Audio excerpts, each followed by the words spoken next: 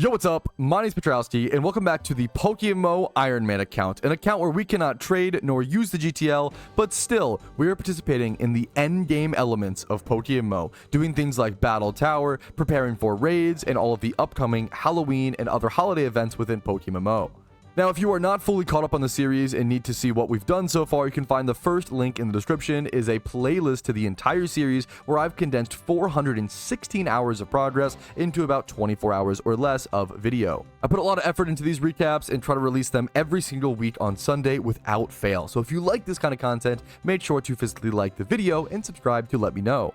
Now let's go ahead and cover the most important part of every PokeMMO Iron Man progress video, and that is the goals. What goals are we working on today? What goals have I added and why? So as you can see, I have added a ton of different raid Pokemon as goals. Things like Raid Primeape, which is extremely relevant for Darkrai coming up in the Halloween event. Vital Spirit Primeape makes it so it can't fall asleep. It actually ends up being the best lead Pokemon into Dark Void Darkrai. Raid Blaziken, similarly very good in a lot of those Darkrai Dark type raids for the upcoming Halloween event.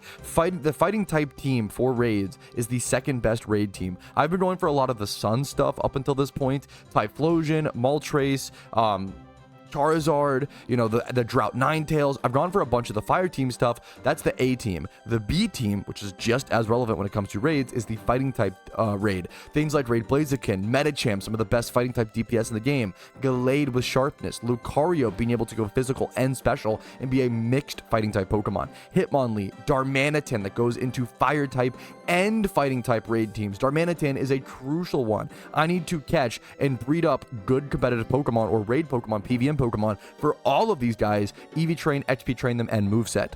And I threw PvP Rotom Wash in there because I love Rotom Wash, because I hate Scizor. I really despise playing against Scizor in PokeMMO PvP. It's my least favorite Pokemon to go against, even when it's powerful or not powerful. I find it very annoying because it needs very specific counters. One of the ways that I counter Scizor, because I hate playing against it so much, I usually always run Rotom Wash and Magnezone in OU, and that allows me to almost always guaranteed check Scizor. So I threw that one in there for me.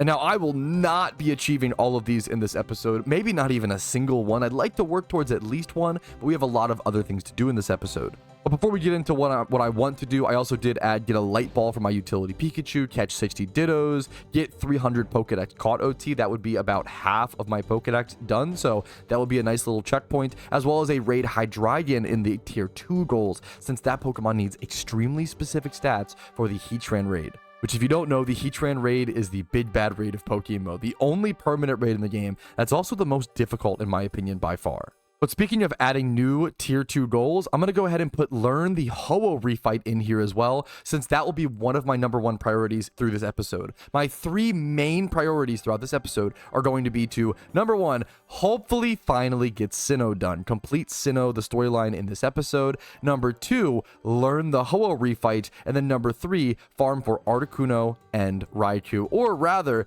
these should be changed because now I need to go ahead and catch Zapdos and Entei.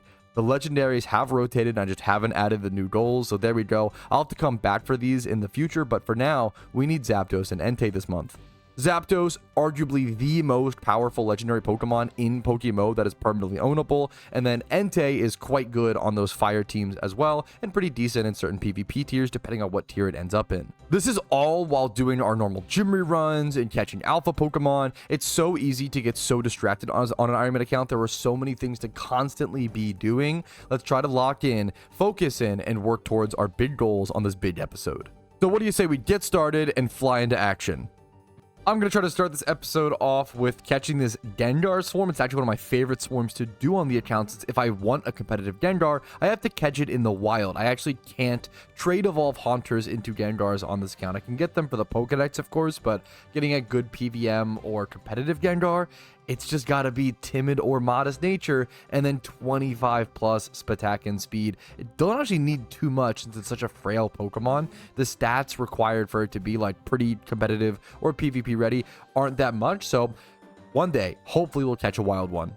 Oh, we got ourselves a chance, fellas. A timid Gengar.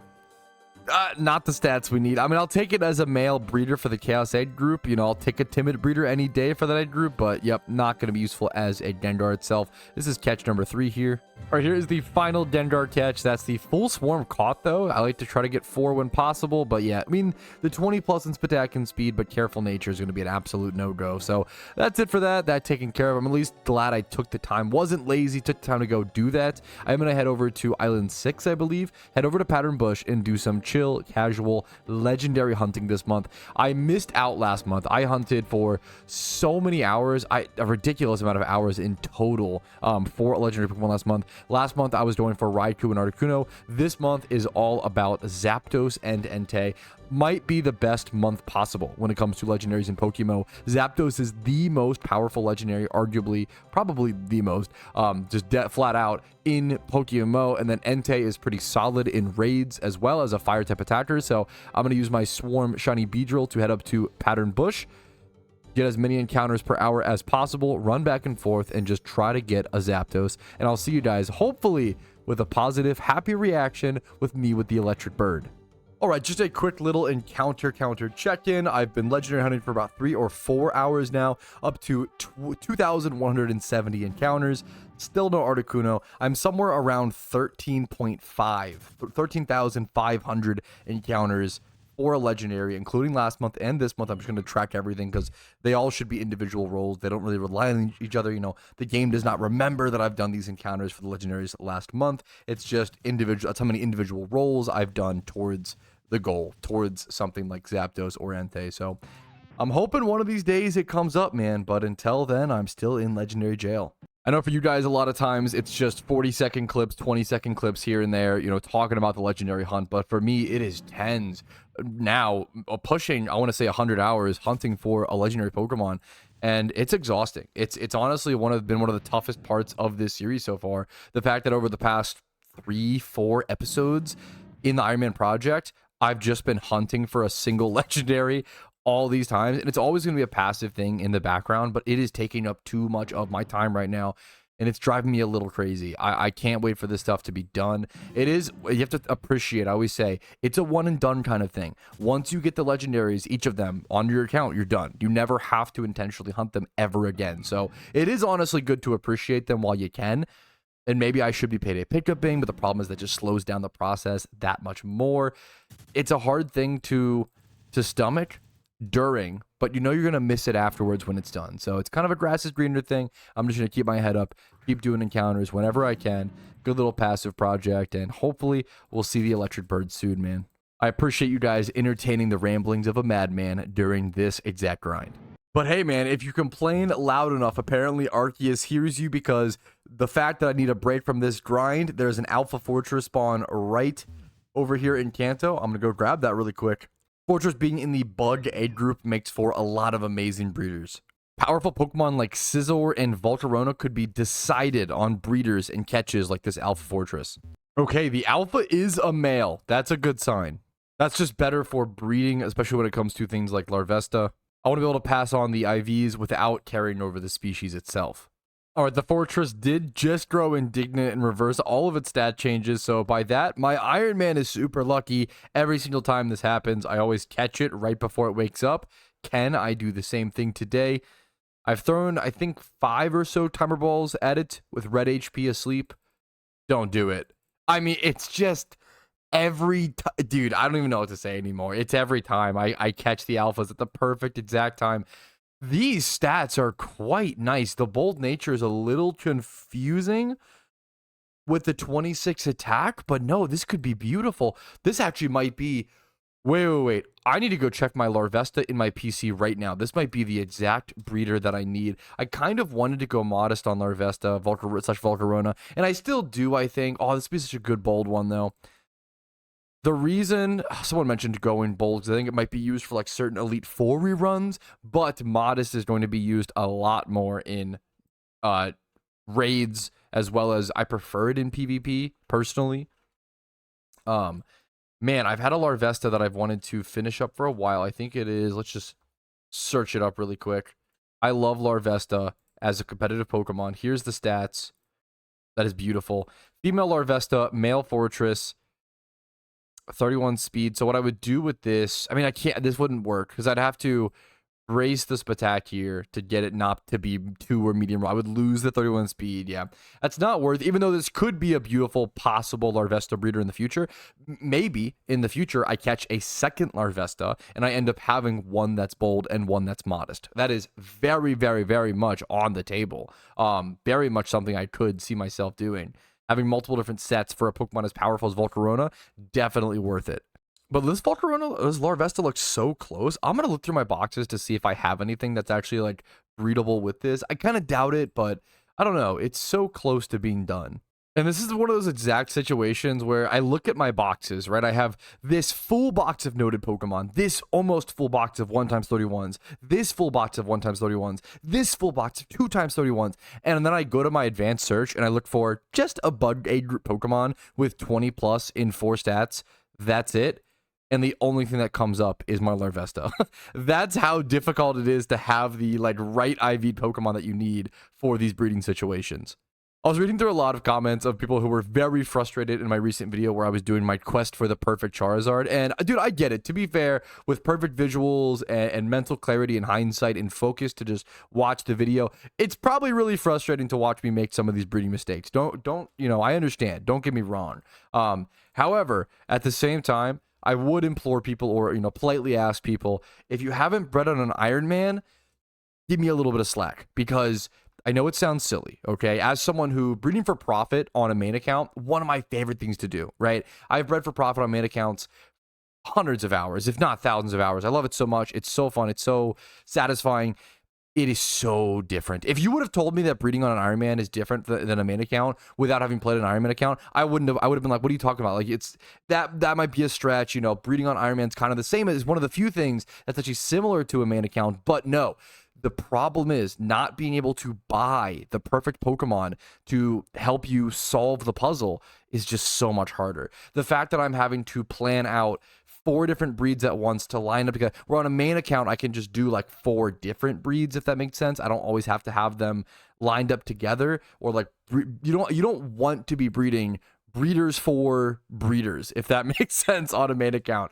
I promise you, and I understand, you know, I get it, right? 10,000 hours, makes mistakes breeding, Omega Law, right? The reality is, this Iron Man stuff is just different. I have 10,000 hours of playing PokeMMO on a main account. Yes, the Iron Man stuff is different. Even if you're doing a similar thing, there's other distractions and other things that kind of get in your way that are going to make me make more mistakes. And I try to be honest with you guys in up front. I'm going to make mistakes. And I think it's important to show people, yes, I have 10,000 hours in this game. That does not mean I'm perfect. That does not mean I know everything. Look at me trying the Battle Frontier for the very first time and experimenting with that, you know? I think way too many people get an ego with these things. And it's okay to acknowledge that, yes, I have a lot of knowledge and I know certain things. And I have, you know, I have a lot of practice with certain things, but I'm not going to know it all. And I don't want to pretend that I know it all. I hope that that is an attitude that you will never find on my channel, at least. But I feel like that little alpha catch and that little checking on the Larvesta breed and that little ramble rant about YouTube comments was the exact mental reset that I needed, because I'm excited to get back to hunting the legendary. So hopefully I'll see you guys after a few hundred more encounters. All right, it is a beautiful new day on the Iron Man account. I did just catch an Alpha Sandslash, forgot to show it off on a clip for a quick sec. Pretty good stats, male nature, 31 defense, 31 speed, even the 20 plus attack like matters. Brave nature is probably irrelevant, but it also just added Sandslash to my Pokedex. I didn't have Sandslash caught in my deck, so that is 235 caught OT. I'm gonna go start my gym rerun for the day. We are currently at 15 amulet coins, so we're pretty good for the next half of the month or so. We are stocked up, thankfully. And I do need to get a lot more Pokeyen. I know that I have 1.3 mil and I don't spend it very often. The problem is when I do spend Pokeyen, I go from 1.3 mil down to 100k. Like, you can just spend so fast on this account. So I try to save up a ton and then spend down. I have a lot of breeds I need to do, obviously, which just costs so much Pokeyen. Look how many alphas we've caught now as well. I don't really take a lot of time to smell the roses and reflect on this account, but this is getting a little ludicrous, man. It's a beautiful page to look at. Also, not to poke fun at, because I've critiqued alphas forever, but isn't it a little ironic that, like, I always say alphas are too strong? Isn't it kind of funny that almost my entire 2x31 Pokemon page is all alphas? Like, could you imagine if I wasn't catching alphas, how less good IV Pokemon I would have? Isn't this a little funny? Isn't it like a little, like, worrisome? Oh, maybe that's hurting our economy. Makes you think. Almost forgot to mention it, but I am XP training my Charizard today. My 5x31 beautiful Charizard over on the Iron Man account. So it started at level 32, I think, 32 or 33, already level 36. So we're already getting some crucial XP onto it.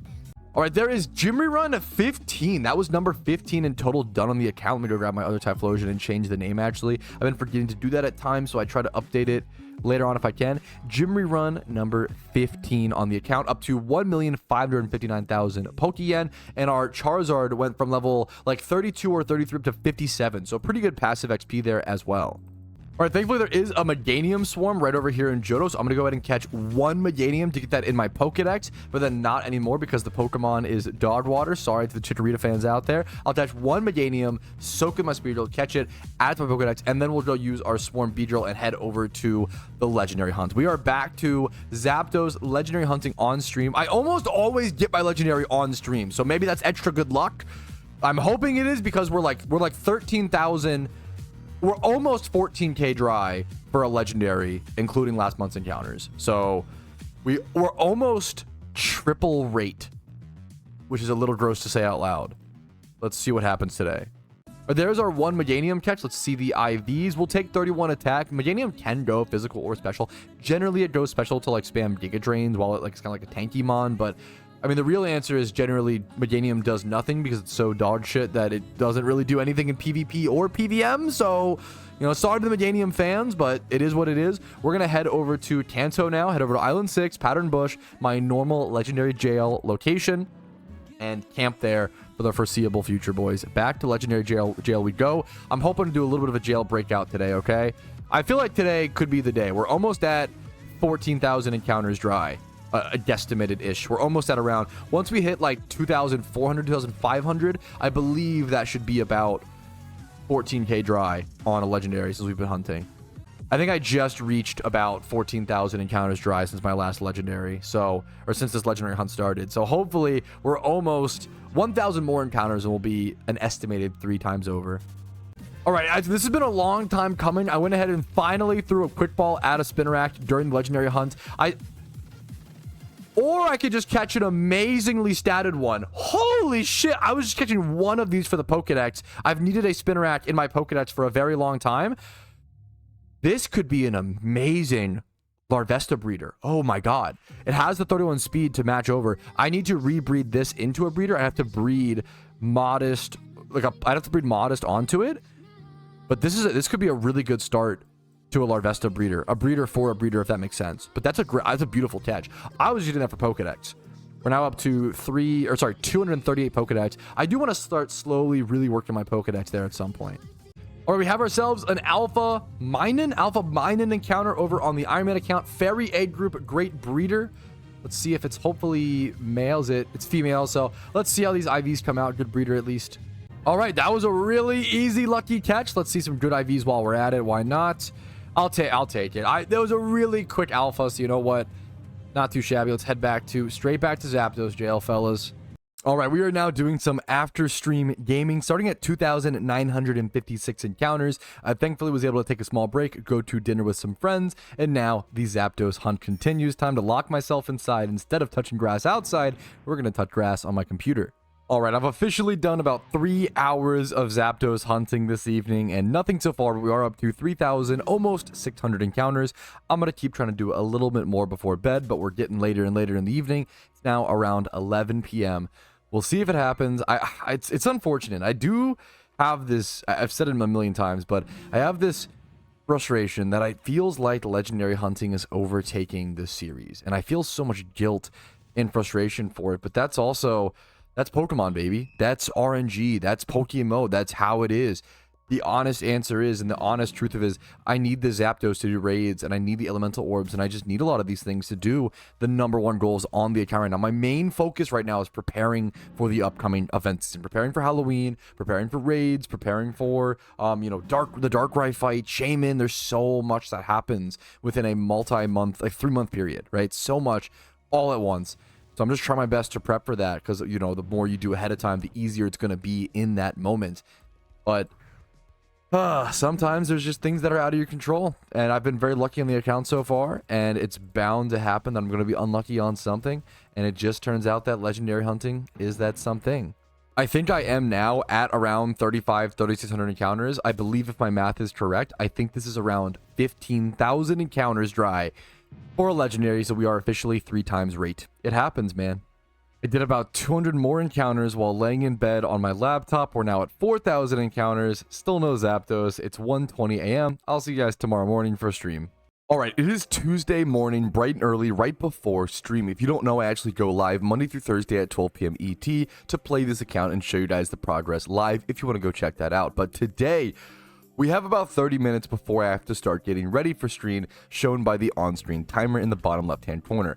I've decided to make it a little bit fun. Zapdos has been driving me crazy, so you know what? Let's shake things up and impose our own little challenge on top of our Iron Man challenge.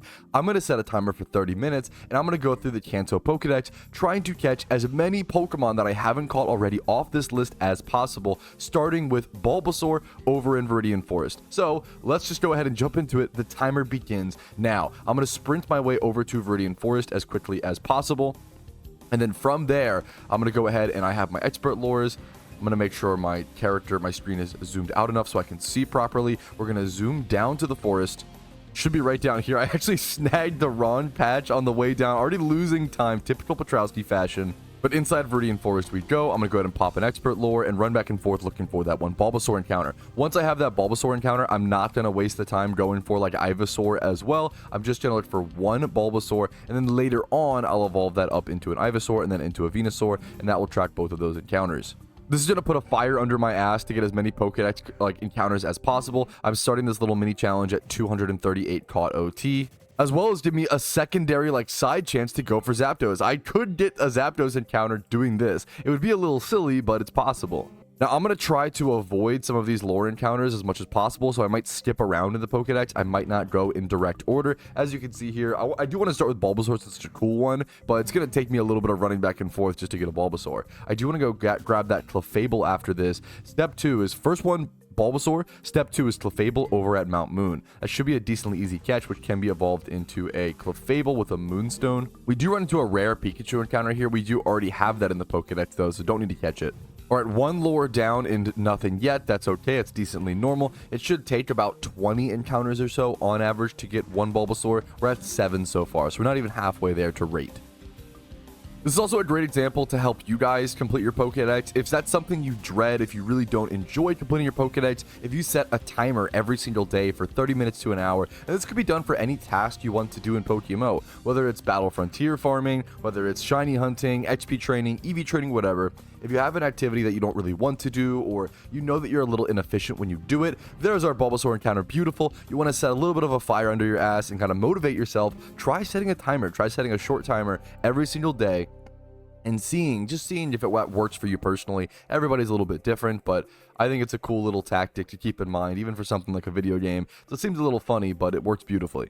Whenever he does Leech Seed me, I do have to switch out, because at low level, this is an important thing when you're catching your own Bulbasaur. At low level, I soaked it so I can spore it. You can't spore it without soaking it, which is also really annoying, but at low level, when Bulbasaur Leech Seeds you, he's going to get a percentage of your HP from your level 100 Pokemon. So, if he Leech Seeds my level 100 Smeargle, when the Leech Seed draining gains HP, he's going to be put from 1 HP to full HP every single time. It is wildly annoying, so I strongly recommend trying to avoid that. Let's go grab the best Pokeball we can for this catch, which is hilariously probably a Timer Ball. Timer Balls have just been so good on this account, and it makes sense. I mean, Timer Balls are very, very powerful. There is the Bulbasaur catch. Beautiful. Let's check the IVs. It doesn't even need to have IVs. If it has IVs, it's a bonus, but yeah, I will just take that as a breeder and breed that up from there. Let's sprint right over to Mount Moon and go inside the cave, look for a Clefable encounter, or Clefairy. We can get Clefable as well here, if we have a lore pop the way that we do. I'm just gonna run up and down actually along these long strips. And then after Clefairy at Mount Moon, our next target is going to be Golbat. The Zubat reminded me of that. Our next target is going to be Golbat. We're probably going to go to Ice Fall Cave for Golbat, because it's easier to get to than Cerulean Cave, so a little bit quicker for this challenge. There might even be better spots for these Pokemon in different regions and other areas. This is a speed run. I'm just trying to get to things as quickly as possible and try to get them over with very, very quickly. if you plan these things out ahead of time and have better preparation, you might be able to actually get the task with it, task with itself done with faster, but that wouldn't be as much fun as running around like this. Now, the only downside of looking for Clefairy here is I actually can't find Zapdos while in the cave, so that's a little bit of a bummer, but you know what? Hopefully we'll be out of here quickly. The other scary thing is like certain Pokemon can only be found on certain levels. I'm like 95% sure I've found Clefairy here in the past during storyline runs, so I'm pretty confident you should be able to get a Clefairy right here. If I'm remembering correctly, this girl right here like infamously has multiple Clefairies in her party. Okay, according to a guide on Pokemon Fire Red, Clefairy actually should have a better catch rate if you go down that little ladder and then come over here and then go into this room. I don't know if this will be the case for PokeMMO, but apparently this does work for Fire Red. All right, and there we go. Only a few encounters in this part of the cave. I'm pretty freaking sure, even though I came here to get this one, I'm quite sure you can get Clefairies at that start part of the cave, but I don't know if this spot is slightly increased encounters. I'm honestly not sure, but we got ours done with. Let's go ahead and prep the catch. 10 minutes into the challenge so far, and this is only our second catch. We're going for Rare Mons right now. Hopefully we can chill out on that a little bit. All right, but there is the catch itself. Let's see the IVs and try to like escape rope out of here and move on as quickly as possible. Bold Nature, Moonstone. Well, honestly, the free Moonstone, very, very relevant. We will take it. All right, next up, I think, is Golbat, which I believe we're going to Icefall Cave for, which I think is on Island 4, if I'm not mistaken. Yep, it's that little top right corner cave on Island 4. All right, Golbat should be a uncommon encounter here. Let's see, we sprint around here over to the water zone, head straight through into the cave itself.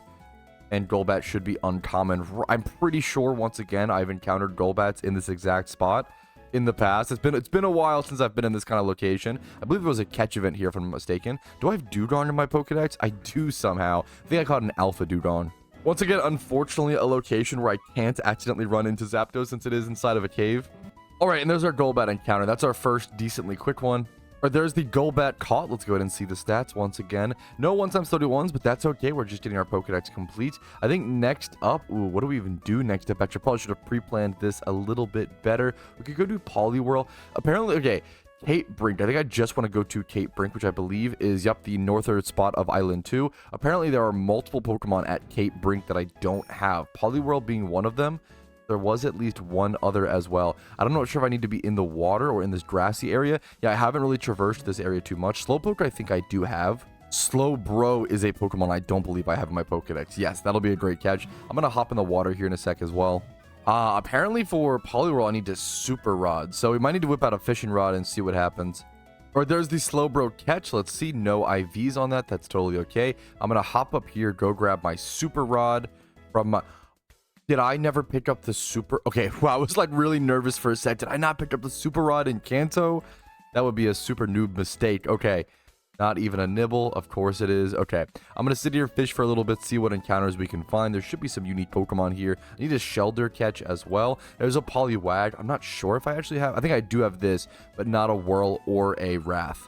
You know what? While we're here then, I'm going to go ahead and actually quick ball this, as I could evolve this into a Poliwhirl and Poliwrath via levels if I want to. You know what, with that in the PC, I might even just consider that mission done and move on to the next thing. It's got a 31 Spatak, we'll take it. Shelder is another Pokemon. I want to go fish over at Cinnabar Island. Do I have a Staryu yet? I do have a Staryu, but not a Starmie. Can Starmie be found in the wild? Cerulean City Water Lures, a few lore locations. This is where things get tricky. My Kanto Pokedex is legitimately kind of a tricky one. There's not that many things that are like super common encounters that I need. I do need myself a Marowak somehow, which is kind of hilarious. Marowak is a pretty common encounter, I feel like, at certain locations. Could go Savalt Canyon and hope for the uncommon. I think at some point, I'm going to have to just move on to the other regions' Pokedexes, because my Kanto one is like mostly filled out. I mean, it makes sense. There's a lot of Gen 1 spawns across all the regions, right? Versus, look at this. Gen 4 is absolutely... Gen 4 and Gen 5, I feel like, are very, very, very empty. It makes sense Gen 4 would be empty-ish as well, because... what's it called? You know, I haven't done Sinnoh yet. Now, Wooper and Quagsire, that's an easy one. There is a really common Wooper spawn over here in 4 Island. It's not a Gen 1 Pokemon, but it is over in Kanto, so a lot of people shiny hunt. You can do ×5 hordes of Woopers here if you're not mistaken, but if you just run back and forth, you should be able to find a pretty easy single encounter Wooper as well. Marill, do I have a Marill caught? I think yeah, might. Just in case people don't know, if you don't know, you can actually see whether or not you have a Pokemon caught in your Pokedex by the little Pokeball next to the name. I'm sure a lot of you guys do, but if that can teach one person that little thing to watch out for, it's a good thing to call out. Now, I could keep running back and forth and single encountering here, or I could just go ahead and do a time swipe horde, get guaranteed Whoopers, and then just kill 4 of them and catch 1 of them. I'm going to go ahead and do that really quick. Or there's the Whooper catch. Let's see if we got any IVs on it. I should have planned what I'm going to next, but I did not. Let's go see Impish Nature, no stats, that's okay. We'll take it. Could go Doug Trio. I'm trying to avoid these like super rare encounters. Tangela is an easy one. There is a spot that has a ton of Tangelas right below Pallet Town. Head over to Pallet Town, surf down here to this little section. Really cool, another cool shiny hunt. If you do time swipe hordes here, you can do time swipe hordes of Tangela, and you can basically just teleport back to any city, fly back to Pallet Town, and then surf right over here. It's a really cool non-Lepa free shiny hunt for a really beautiful shiny Tangela, that beautiful green. I just clicked horde on accident there. I mean, I might just... Do I want to go ahead and catch this, or do I want to just keep single encountering? I think it's actually better to just keep single encountering. Gives me slight Zapdos chance. I could just quick ball a single encounter Tangela. I can't imagine Tangela's that rare here. Like, yeah, it's gotta be, yeah, very common. All right, there we go. There's our Tangela encounter. I'm just gonna quick ball this. I think this should work, hopefully. If not, we can do the whole false swipe net ball shenanigan, but quick ball might be good here. I've really enjoyed, there's been so many fun specialty balls to spam on the Iron Man account. Quick balls, nest balls, timer balls, net balls, all the cool stuff. All right, Modest Nature. I mean, this could be a breeder. Honestly, this is a phenomenal, we'll take this beautiful catch on the Tangela.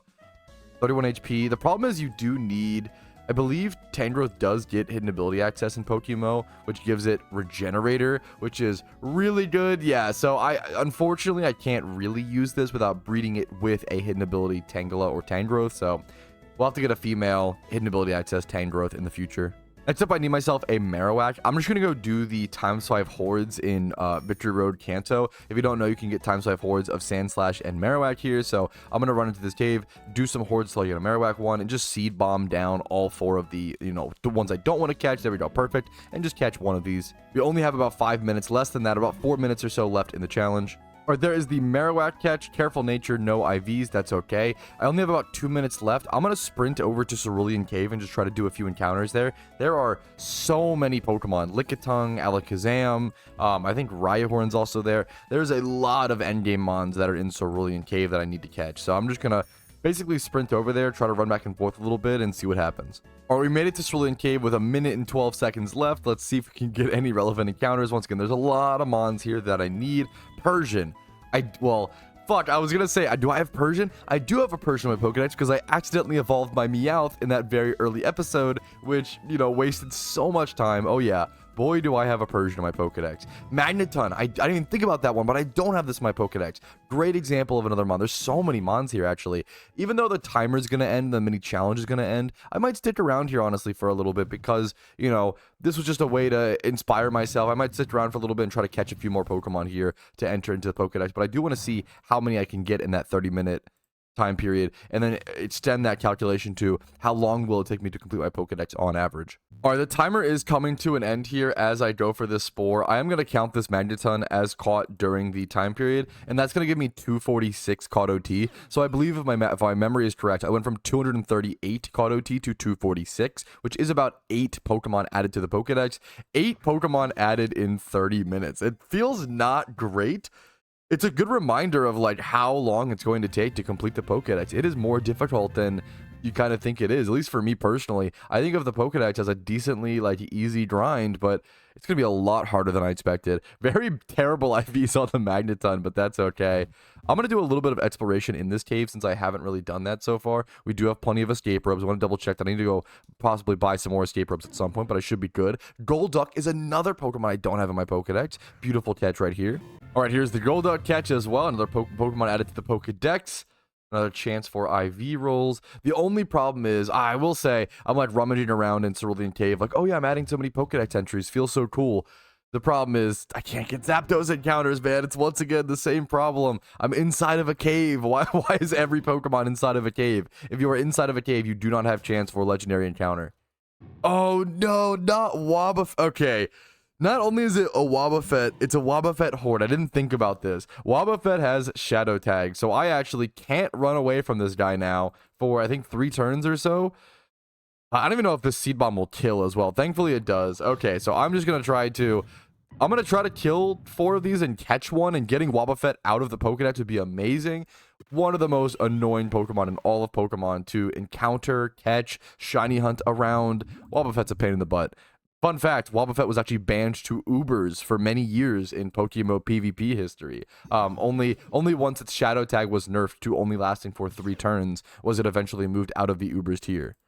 Alright, there's the Wobbuffet catch. I'm not joking when this catch alone took like 10 minutes, maybe even longer than that. So, yeah, get me the hell out of here. I don't want to run into a Wobbuffet horde at all anymore. I want to go over to Pattern Bush, Island 6, run back and forth until I get this goddamn Zapdos. I am tempted to skip my gym rerun today. That's like how badly I want to go for the Zapdos. I haven't decided yet on my plans on what I want to do for that. I think I might still just suck it up and do my gym rerun, but man, it's tempting. I might start this stream by doing some Zapdos encounters and then do the Jimmy run after a bit or so and then go back to Zapdos. So maybe that'll be the plan. I think that'll end up being the play. But anyways, I will see you guys when the stream begins. All right, fellas, we are starting a beautiful day on the Iron Man account, and I am gunning for this Zapdos today. I'm actually going to go ahead and start a timer, I think right now. You know what? We're at 4,125 encounters. I can't think of a better spot to be at. I'm going to start a 1-hour timer, run back and forth, see how many encounters I can get in an hour. That's what I'm interested in. I'm going to pop expert lures, use swarm. My number that I've always thought of is 300 encounters per hour, but I need to know what am I getting effectively. You should be able to get 300 encounters per hour, like if you're at peak efficiency. That's like the most you can get, but I do want to see what I realistically am getting. So you know what? I'm going to start a 1-hour timer starting now over on my phone. I'm going to run back and forth, see how many encounters I can get in this hour, try to lock in as much as possible, much more than normal, and just focus up, and let's see if we can get the Zapdos today and see how many encounters we average per hour. I probably haven't answered this question in a while, so honestly, let's go ahead and talk about it. Piope asked, why is Zapdos so critical? Zapdos is so critical and why it matters so much for a couple different reasons. Number one, I need elemental orbs for my Moltres because I have a really good Moltres that I want to use for raids, and the fire type team is the most important team in PokeMMO raids, okay? So that's step one, elemental orbs for Moltres, and eventually Zapdos. Step two, Zapdos is the most powerful legendary in all of PokeMMO, I think by far. Step three, Zapdos is meta in a lot of PokeMMO raids. Step four, reason number four, Zapdos is meta in a lot of PVM activities that aren't even raids. Things like the Cynthia and Morimoto fight, Zapdos is the glue to a lot of those things.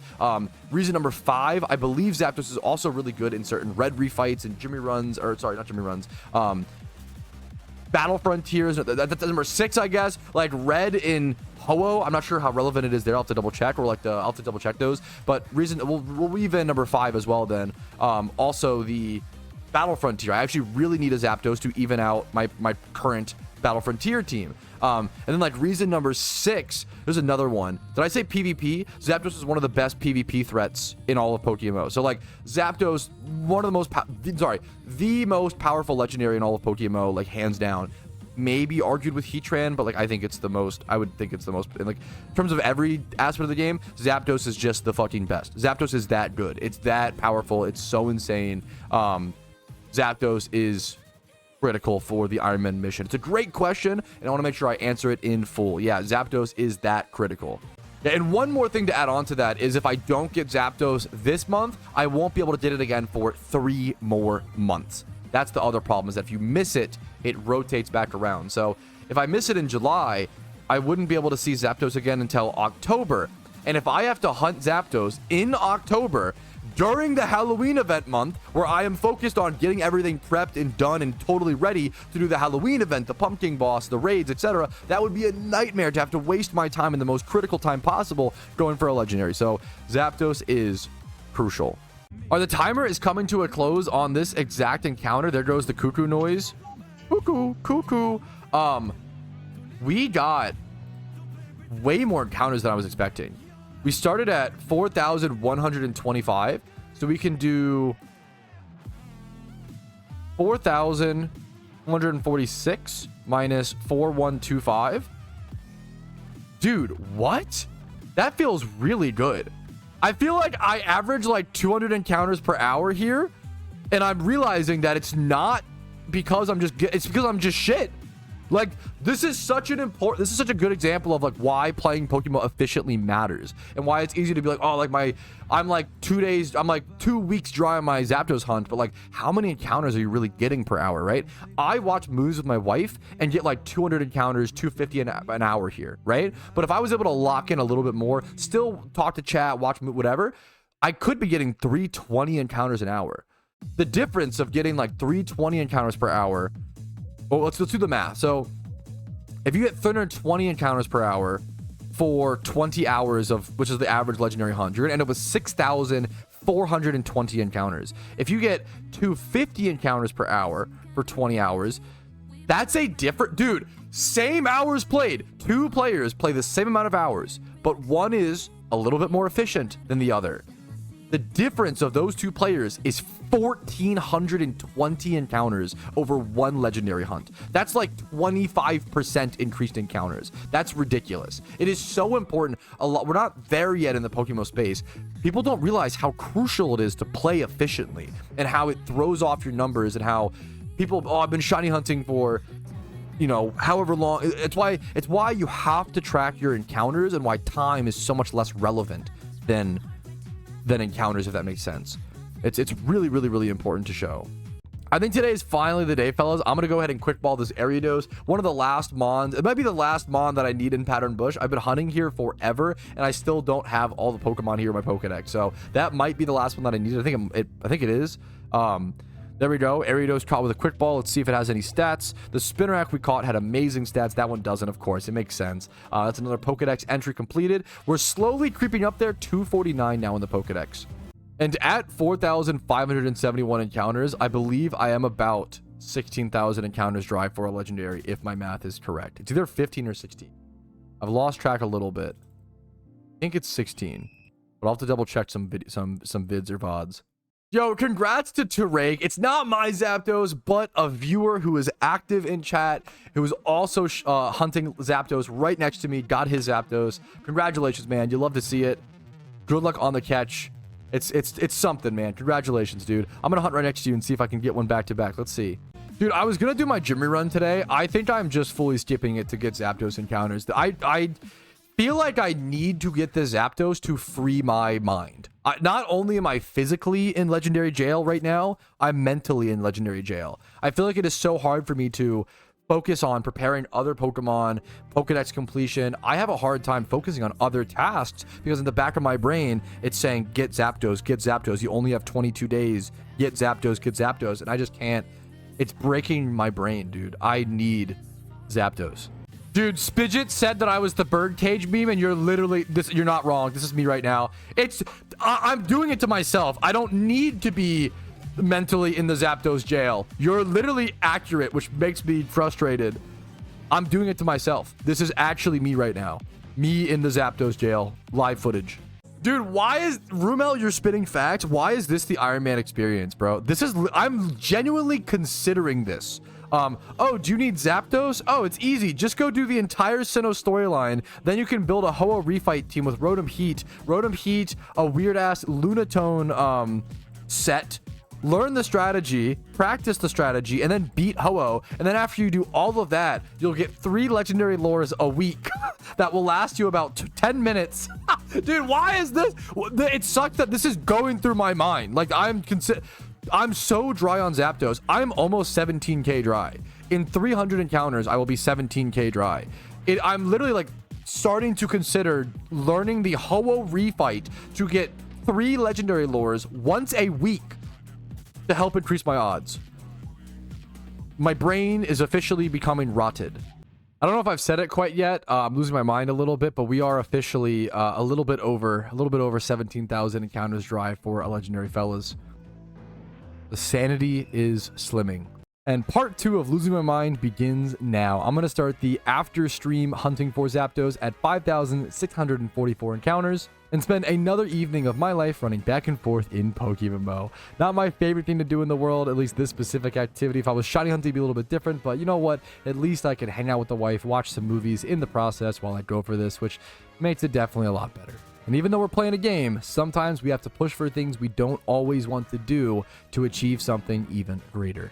least that's how I like to play games personally. That's the point of the self-imposed challenge. It's supposed to be challenging. It's supposed to be difficult, but I understand if not everybody wants to play video games like that. You know, a lot of people want to only play video games to get some relaxation. They get enough challenge in their day. You know, I'm fortunate enough and privileged enough to want to self-impose some of that challenge and have some fun in that way in my games. All right, apparently there is an alpha that spawned right on top of me in Pattern Bush. I'm going to log out and log back in to see if I can see it. If it's the Pokemon I think it is, this could be a really cool alpha. I don't know if it's very good for PVM, but very cool for PvP. Yes, it is an alpha pincer. This is the kind of alpha that I actually will catch every single baby alpha, the swarm one around, because this is a Moxie hidden ability Pokemon. Moxie Pinsir. Very, very cool Pokemon. Very cool hidden ability. I remember this was like one of the Pokemon I was looking forward to their hidden ability the most releasing to in PokeMMO. When this came out, I remember I was on vacation when Moxie Pinsir came out, and I ran to my computer, like left the beach to quickly come EV train, XP train a Pinsir. I know it seems silly, but I got him trained up, and then I like played a few matches, then went back to the beach, continued my vacation. But I was looking forward to this so much. I was so excited. It was such a fun experience. Until I got Shiny Pelipper in around 600 encounters after stopping my Cranidos hunt in the middle of that just to catch, just to get one of these Pinsers. That was unfortunate, but you know what? It is what it is. I'm excited to reclaim a hidden ability Pinsir, hopefully on the Iron Man today. Also, we love a bug-type Pokemon that can be abused by Netball. Very powerful catch rates on this thing. All right, here's the first Pinsir caught. Let's see if it has any good IVs or hidden ability access. Both would be amazing. No hidden ability, no IVs. That's okay. Beautiful. That's what I was talking about. Hidden ability access Pinsir right there. No stats, but that is okay. We can always breed that up in the future. Just wanted to at least have one of those. Even if I didn't catch the alpha now, that would be, I'm happy with that catch. Obviously, I'm still going to catch the alpha and hope for a good IV Pinsir, but you know what? We will take that little baby one all day. All right, and then a 31 speed male Pinsir. We will happily take it onto the alpha catch now. All right, got lucky again as always and caught the alpha Pinsir at 1 HP right after it had gone indignant. You can see all the stats swapped. Things were getting scary. Some more XP candies. I have not been appreciating all my XP candies I've been getting from these. Lonely Nature, honestly, like usable-ish, but obviously you want Adamant or Jolly. 31 HP, 25 plus attack. I'll take these stats. These are usable stats in decent positions. We can definitely breed this up from here in the future. Let's go check out. I haven't checked my XP candies in quite a while. We're building up a nice stock here. 23 extra large XP candies. 59 large and then 5 medium. That's crazy. Just all from catching alphas on this account. That feels honestly really satisfying. I don't know if I'll probably just use those in the future for just extra XP, like free XP essentially. I probably should utilize them a little bit more often, save a little bit of time. But I'm going to heal up really quick just like this since that alpha pretty much obliterated my entire party. And then I'm going to head back and I think just painfully do more Zapdos. Zapdos is making me lose my mind. Yes, that is true. You might notice it in my tone of voice, but you know what? It is what it is. You know what? I'm going to switch over. I'm going to do two things, actually. I need to buy more expert lures. Before I go back, I am out of expert lures, so we'll go buy some of those, and we'll also switch locations. Changing locations is super, super important, so instead of heading back to Pattern Bush, let's go over, like, Berry Forest, I think. Or we could even go somewhere else in Kanto, like the Charmander spots. Since I'm not payday pickupping, I don't actually need to go against high-level Pokemon. I could go against, like, the Charmander spot or something like that. I'm going to spend about 150,000 Pokeyen on 100 expert lures. Yup, that will do. I need to get back on my... I skipped my Jimmy run today to focus on the Zapdos hunt, and look what good that did me. But in all honesty, sometimes you kind of need to skip something like that to be able to lock in a little bit more. Even though it's not the most efficient option, it is more efficient to do your Jimmy run every single day. That Pokeyen is very, very relevant, and it's a once-a-day thing. You know, why wouldn't you do it? But it's just nice to be able to focus. You know, sometimes changing activities, losing focus is detrimental to the activity, so it's better to just do the activity and stay less efficient if it keeps your mind focused. I was doing really good encounters per hour today on stream for reference, so I felt pretty good about that. So I'm going to jump down here over at Route 3, pop my lures, run back and forth. I have a chance here for a shiny Charmander, hilariously. If that happens, then the Iron Man needs to be checked for hacks, true and real. Most likely what's going to happen is I'm going to run back and forth here, hopefully until a Zapdos. There's a Mankey. I actually do need to start farming Mankeys soon here. If we get any single encounter Mankeys, I might throw a few quick balls. I need to get a good IV Mankey to get a Primeape for the upcoming Darkrai raids. It's tempting to try to catch all these Charmanders as well, but the reality is I just don't need them. I could catch them for like a rare egg shunt, but if I go for an edge shot on this account, I don't think Charmander is the Pokemon that I would personally go for, although it's hard to hate on shiny Charizard. All right, well, quick little Zapdos hunt check-in. I've been running back and forth, single encountering all night, up to 6,406 encounters total since my last shiny. And I believe, give or take 100, maybe 200 encounters. It should be around the 500 mark, if I'm not mistaken. So I might be a little about like 100 encounters under, but I am almost 18,000 encounters dry for a legendary. I don't know how many of those encounters specifically have been towards Zapdos. I want to say about 4,000. Yeah, that makes sense because I think I was at 2,000 on this encounter counter about when I started that, and that makes sense. I ended last month 14,000 dry, so okay. I'm trying to keep track of the math, all kind of going with the flow of things, but I think I'm keeping track of things with the help of the clips and things like that. So 4,000 into Zapdos itself, 18,000 dry in total for a legend. It's really crazy what an emotional roller coaster a kind of hunt like this is. Something that is so mundane. You go through like super interesting ups and downs of being hopeful and being positive and being excited for like the next horizon of the hunt, whether it's the next 1,000 encounters or the next month, the next arbitrary checkpoint, whatever it is. And then you go through these like arbitrary lows, and it's just very interesting what the human mind does in situations like this. Like you go through these lows of feeling disappointed and bummed and hopeless. And it's just interesting to observe these moments of hopefulness and these moments of hopelessness when in reality, the physical world has not changed at all. You're still just doing the same thing. You're still just running back and forth. But it's really interesting how a human can do one activity and feel really hopeful about that same activity at one point and really hopeless at another. And it's such a good reminder that life is all about perception and how if you think positively about something, you can hopefully, will it to that positive outcome and just do better, play more efficiently, etc., etc. A good little reminder that, the only thing you can control is yourself and your mind to the best of your ability. And that's going to help you make real impacts on the world. I'm lucky enough to be feeling really hopeful right now, and I'm going to try to continue that forward and just try to look positive into the nighttime part of this Zapdos hunt. It's around 11 p.m. ET on Tuesday, and I've been Zapdos hunting today, this one day, for around 10 hours so far. And I'm hoping to make that 12 hours before the end of the night.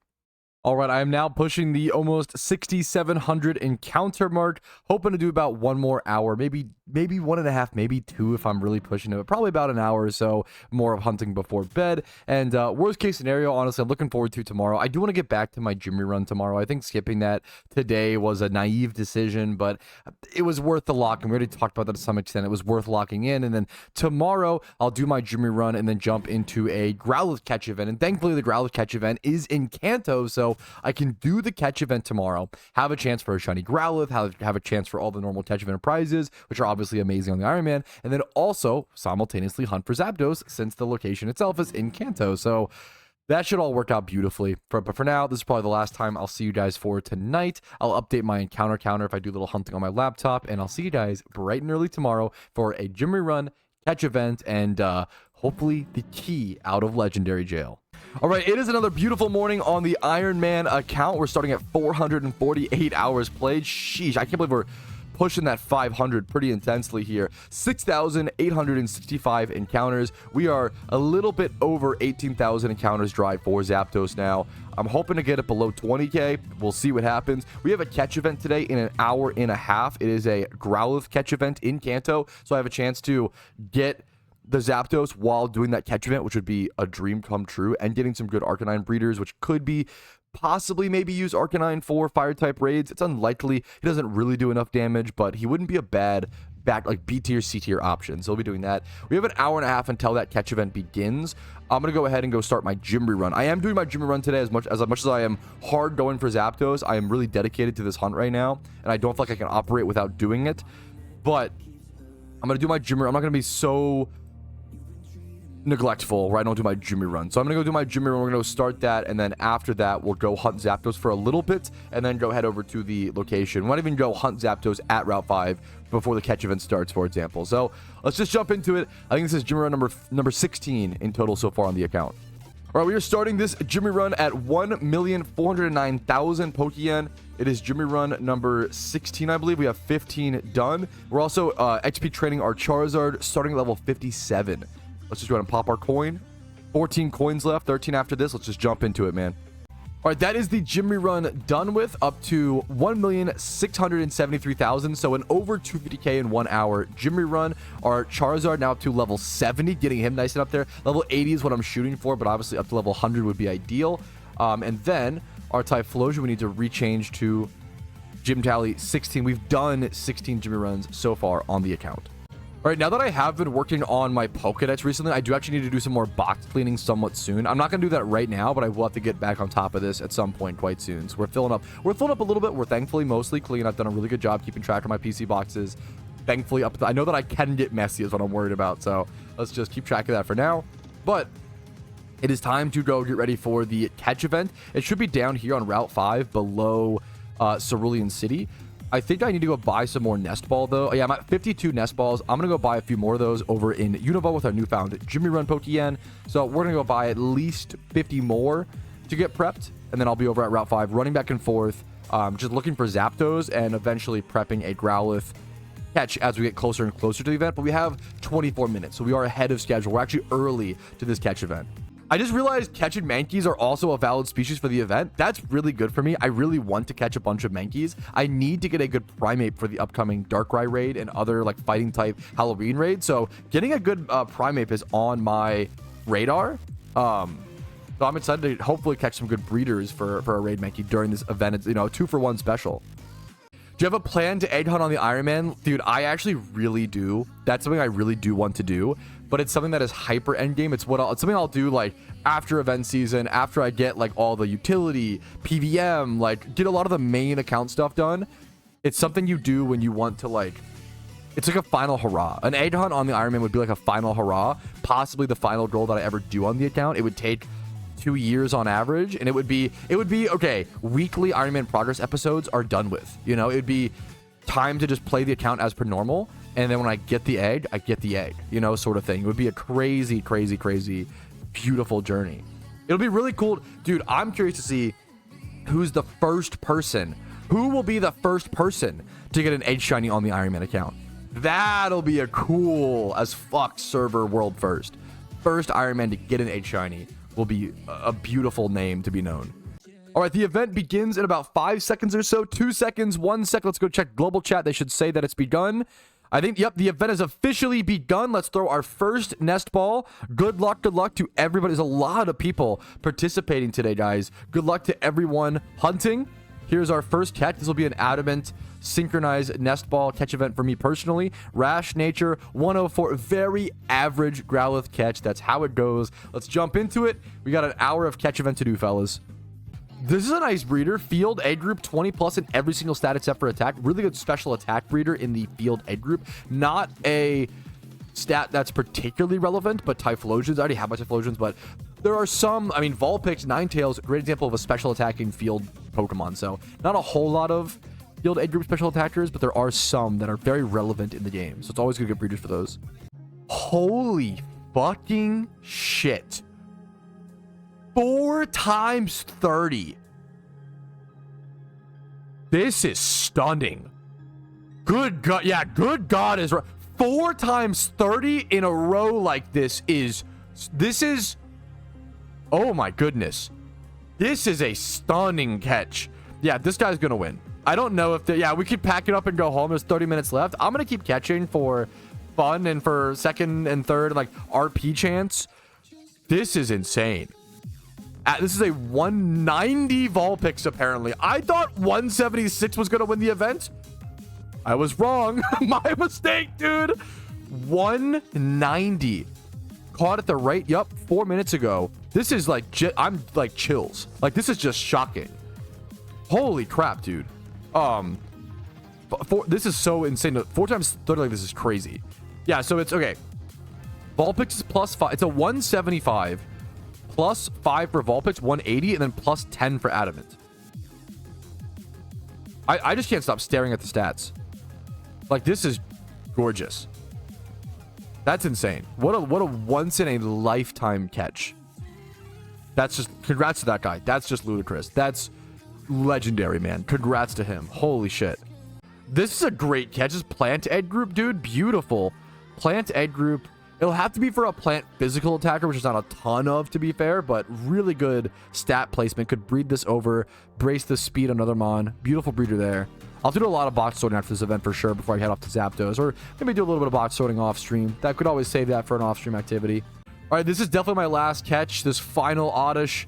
I don't think I caught anything worth submitting for the event, but definitely caught a lot of good breeders. Used a lot of nest balls. Yup.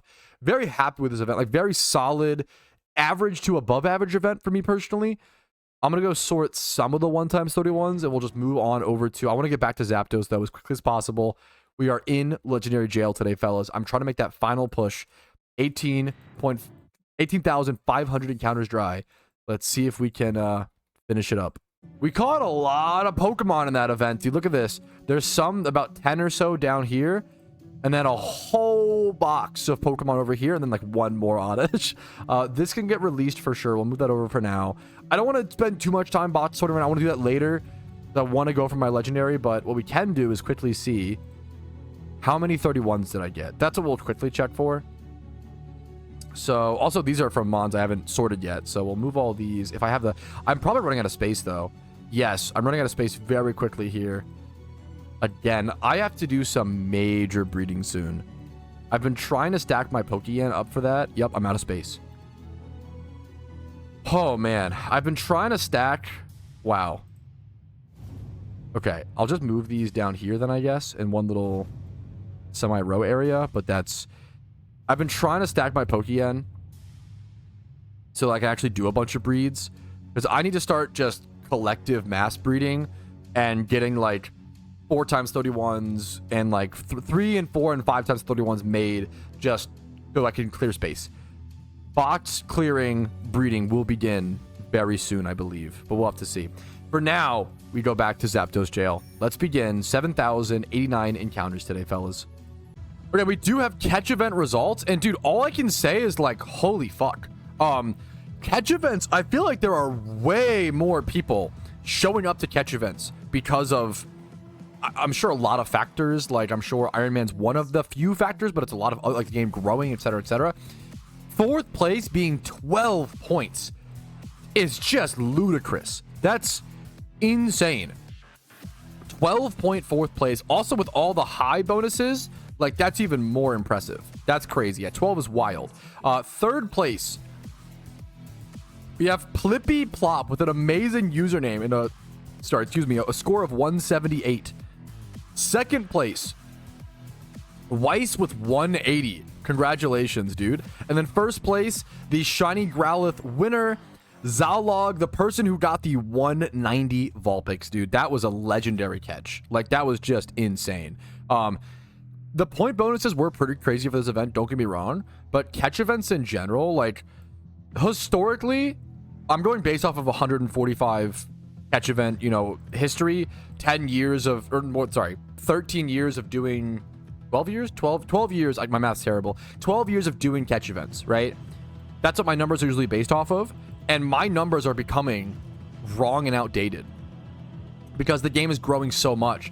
And the competition is so much higher, and people are getting better strategies. Way more people are using synchronized and nest ball and quick ball strats, as opposed to like everybody used to like false swipe spore pokeball, right? Like, things are getting more intense, players are getting better, we're getting more players, we're getting more Iron Men who care about catch events.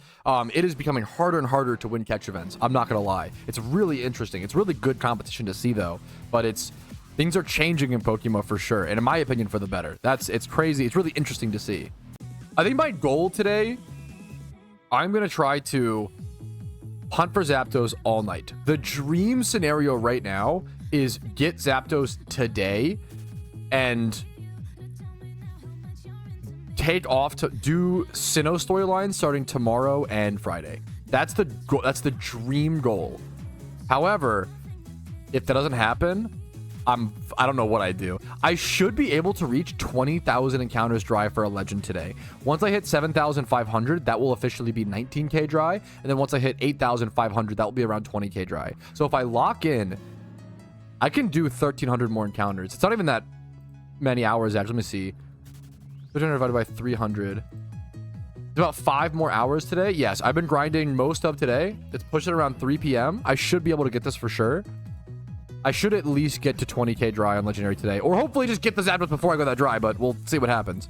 All right, we have an Alpha Quagsire encounter on the Iron Man account. A quick little break from the Zapdos hunt. I do want to get back to it quickly. We're almost at that 19k mark. We're about like 50 or so encounters away.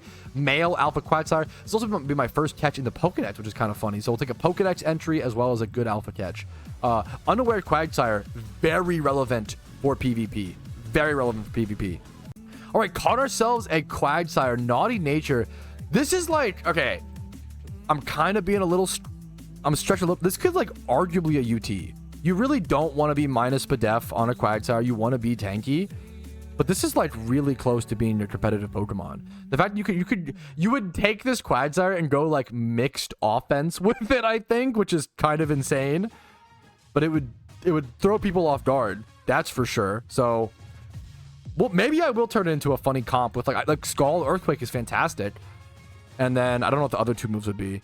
Maybe not Stockpile, maybe even TP. I don't know. You probably wouldn't go Recover on this. You wouldn't go like Rest. Probably you wouldn't go like a recovery move. You would go like Damage. One of my favorite things. So way back in NU, this is a long time ago, but way back in old NU, maybe like 3 or 4 years ago, two of the best Pokemon in NU were Venusaur and Blaziken. Okay, and you would use Quagsire to counter Blaziken, okay? So what I would always do is I would use my Quagsire to counter Blaziken, but I would EV train my Quagsire. I would go Adamant Quagsire, 252 attack EVs. So that every time my opponent, I would hard switch my Quagsire in to counter their Blaziken, then they would obviously go Venusaur. Every time they went Venusaur actually takes neutral damage from Earthquake because it's poison and grass, right? So I would Earthquake into the Venusaur or Blaziken if it happens to stay in, trying to predict that. And I would do like 52% with my EQ off Quagsire, which is really, really good damage. So I was able to EV and like use my Quagsire in an offensive way to counter the metagame, right? So you don't always like, that's a good example. I love that shit. So that was a fun way to use offensive Quagsire back in the day. So I have a lot of nostalgia and love for offensive Quagsire, aggressive Quagsire. All right, we are officially 19,000 encounters drive for a legend, fellas. We just keep going. Hopefully gonna get to 20k today. Will the Zapdos hit be as good as a shiny, do you think? I genuinely think at this point, this Zapdos will be like 3 times more exciting for me than a shiny. A shiny is like, okay, cool, I got it. This Zapdos is like, holy fuck, the chains are breaking. I can finally play the video game. Oh my god, I can do the things I want to do. I can grind PvP mons. I can play PvP. I can grind Battle Frontier. I can get BP. I can play Sinnoh. I can, like, getting Zapdos represents playing the game. like it's everything. Zapdos would mean so much more to me in this moment than a shiny Pokemon. It's not even close in my personal opinion.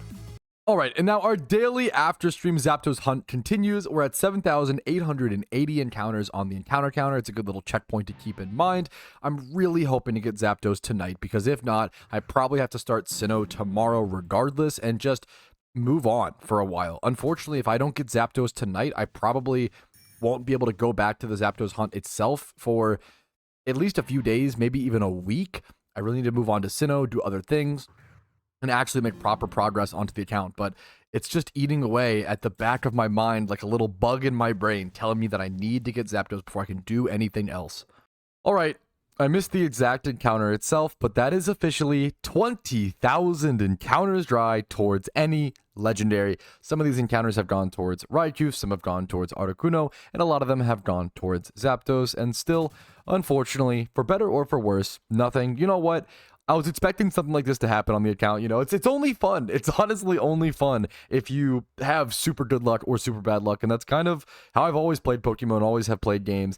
I always tell people I have something called Petrowski luck. And they may not believe me at first, but as soon as they watch a little bit of the content, they're like, oh, he's not kidding.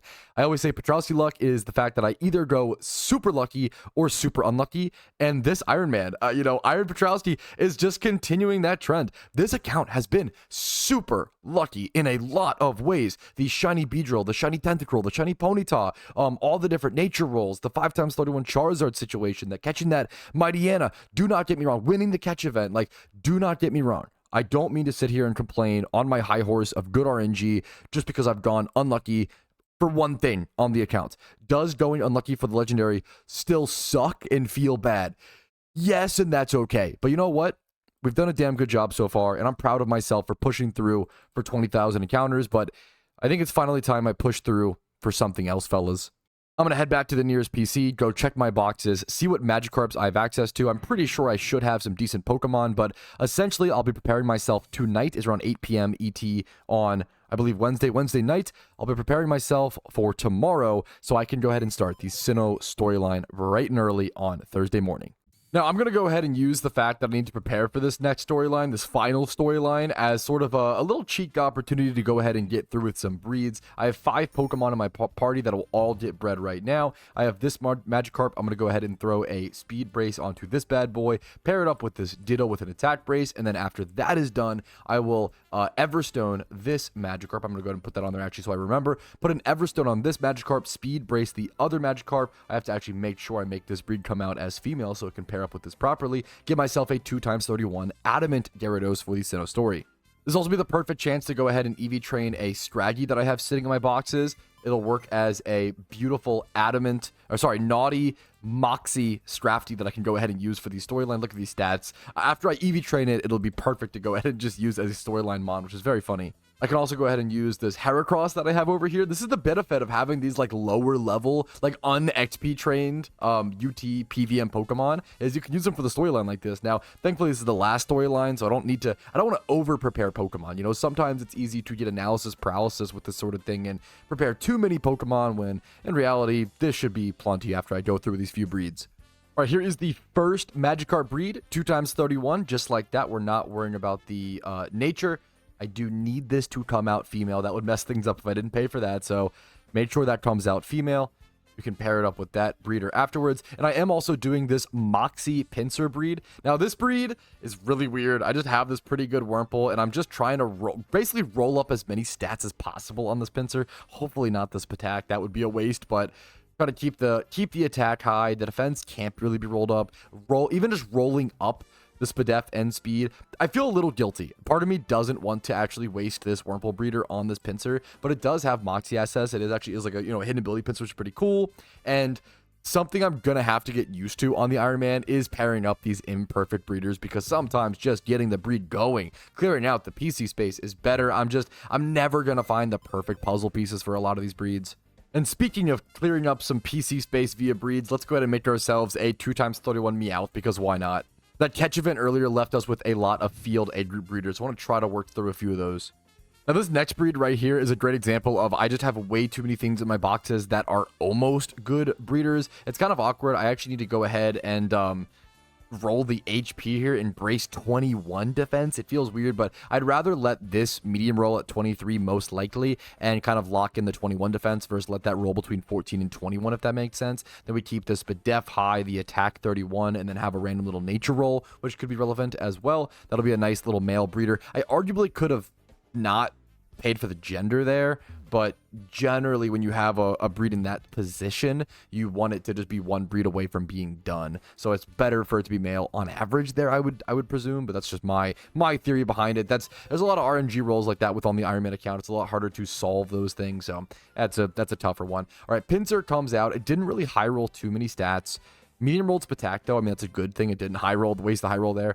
20 plus attack, 31 HP, bold. So this thing needs to be rebred. It's not reusable at this state at all. But I do also want to go ahead and go breed this Magikarp like this.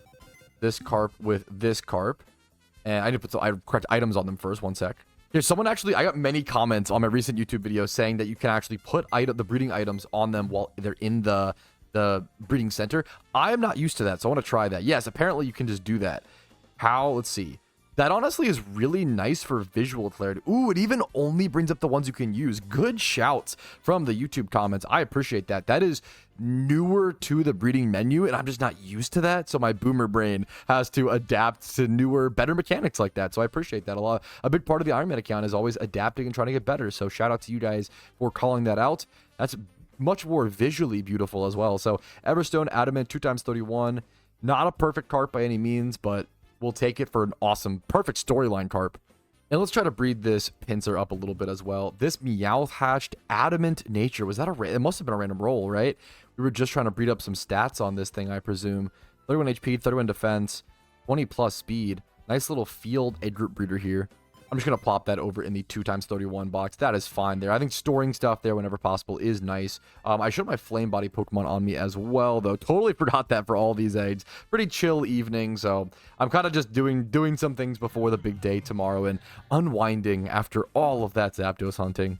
I am shocked at how few bug age group breeders I have. This might be something I have to go catch a bunch of at some point or something, because look at this. I'm just trying to pair up a 1x31 with my Pinsir. Male bug, 31 attack. The only ones I have are these two that are 2x31? What is happening? That's so strange if you ask me. This Shuckle could be a great breeder down the road, but once again, it's just not quite there. We go to advanced search. Let's say we go for like 31 defense. We have this Wurmple, which I might go through with, but it still feels a little awkward. We have the Foretress in the Ditto. I was looking at 31 Spadef. It's just the Ditto and then this Dwebble. Dude, I have very few bug age group Pokemon that are even remotely decent breeders right now. It's very strange. I guess I have this Pinsir I didn't see, actually. That Pinsir might be... Does it have 20 plus attack, though? That's the problem. Yeah, it's missing the attack stat. No, that is not good enough. I'll never get over how weird it is to have these boxes and boxes of seemingly good Pokemon, yet none of the breeders that I actually need to complete one good Pokemon. This Meowth will be a fantastic breeder down the road. 31 attack, 20 plus in HP defense, 25 plus but def. No nature, of course, but just needs that little speed IV. That is a fantastic breeder. We'll throw that over in the 1x31s. I know I was supposed to be breeding some Pokemon for the storyline, but I've definitely gotten a little off track at this point. Hey, nothing wrong with that. I have so many Pokemon to breed through. There is nothing wrong with getting a little off track with it. You know what? It's helping me clear some PC space and get some good progress. 20 plus attack here, 2x31s, carry through with that. I will say I did mess up there. I should have paid for that Pinsir to be female. So we're either going to have to hope that it rolls female, or I have to breed up a different Pinsir to make it a breeder. So that could be a little awkward there, but we should be able to fix it. You know what? While we're doing some breeds, I have myself a 31 speed female Mankey, and I need myself a Primeape for raids anyway. Primeape would be a really fun Pokemon to use in the storylines. Let's see if we can get ourselves a decent Primeape. Was also expecting this Monkey Boy to be in the humanoid age group, but it's actually in the field age group, so I should have a fair amount of breeders for this thing. Or I have exactly 2 breeders that don't fit it at all. Okay, what if I lower the defense to 20 plus instead of 25 plus? Does that give me a bit more options? Thankfully, yes, it does. I was about to panic a little bit, dude. It is tough to find breeders. Is that Meowth that I just made the perfect breeder? Unfortunately, we could medium roll the HP. Actually, this might work beautifully. The only fear is it probably won't end up with correct nature. So is it worth to try to put more breeds onto it for that purpose? Do I have something over here that could give it correct nature? Don't think so. Do I want to use this Meowth for this purpose? I probably could medium roll up the Spadef. It's looking pretty solid here. Or I could go for this Spoink. Primeape is also a Pokemon. I think I'm going to go the Spoink, man. Primeape is a Pokemon that you honestly don't need defenses on. As much as I like the defenses and it'd be cool to have, Primeape is such a frail Pokemon statistically. I don't think it's going to matter much. He's a bit of a glass cannon. Here's this breed going through with. I do want it to come out female so I can go ahead and rebreed it as a Mankey if I need to. And then here are the 2 Pokemon that I need to EV train at the moment. Just the Scraggy and the Magikarp. Might get myself a Pinsir as well, but this breed's been a little awkward. All right, then one of my favorite things to do while we go ahead and wait, I sorted all the Pokemon that I thought I could get use out of and went ahead and kept. And I think I need to actually keep this one more Meowth. We appreciate the adamant nature there, but everything else should be good. Ooh, I saw another... Wait, Wait. Maybe I didn't look through here close enough. We'll grab that adamant Meowth as well. There actually should be a fair bit of adamant Pokemon because I was using the adamant synchronized during this catch event. That one has no other stats. If there's some that are adamant and then 20 plus in attack or speed, we can keep those. That one, not relevant. I think that should be it. Should be everything. Yep. Let's go ahead and do one of my favorite things. Release some Pokemon, clear up some space. Boom. All right, our Pinsir did hatch. It did luckily roll female. That is so lucky. It came out brave, which is It's plus attack, which is cool, but not really actually usable. Pinsir is already kind of slower-ish. Not super slow, but not slow. A little bit slow for PvP standards. And honestly, PVM, once you're at that 80 point, it is in minus speed. It's getting a little too slow. 80 and above is usually good for things like raids, but that Brave is going to make it too low. All right, I don't know if I'm going to be able to fix this Pinsir today. That might be a task for a different day, but this Mankey came out hasty. It's almost like I could use this for a storyline run. The question now is, do I want to try to look for a field A group breeder that is adamant to make it perfect, to fix it, right? Or do I want to go ahead and just use it for a storyline? I think I want to go ahead and try to make this raid ready while doing the storyline. This actually should be a super easy breed to get this thing raid ready. I have a few different options. I could go this Ditto, this Spinda. This one would actually roll up the defenses decently well. It's got 25 defense, 25 HP. I am unfortunate. I feel bad. I love Primeape, so I actually want to put more love into it. However, I can't justify it, man. Unfortunately, Primeape just doesn't need the defenses. It's not a tanky Pokemon. It's not going to be able to utilize them.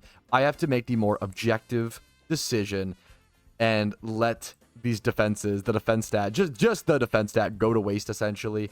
We could always high roll it, I guess, but I'm just going to not try to up roll the other defense stats. Go 31 attack, 31 speed. I'm going to roll it female, and I'm also going to put this in a luxury ball. This is a ready to go PVM raid Pokemon, not only for any raid. This is like meta for Darkrai during the upcoming Halloween event, so this will be absolutely massive. If we can get to that raid, I'm hoping we can, but if not, this still should be a decent fighting type raid Pokemon.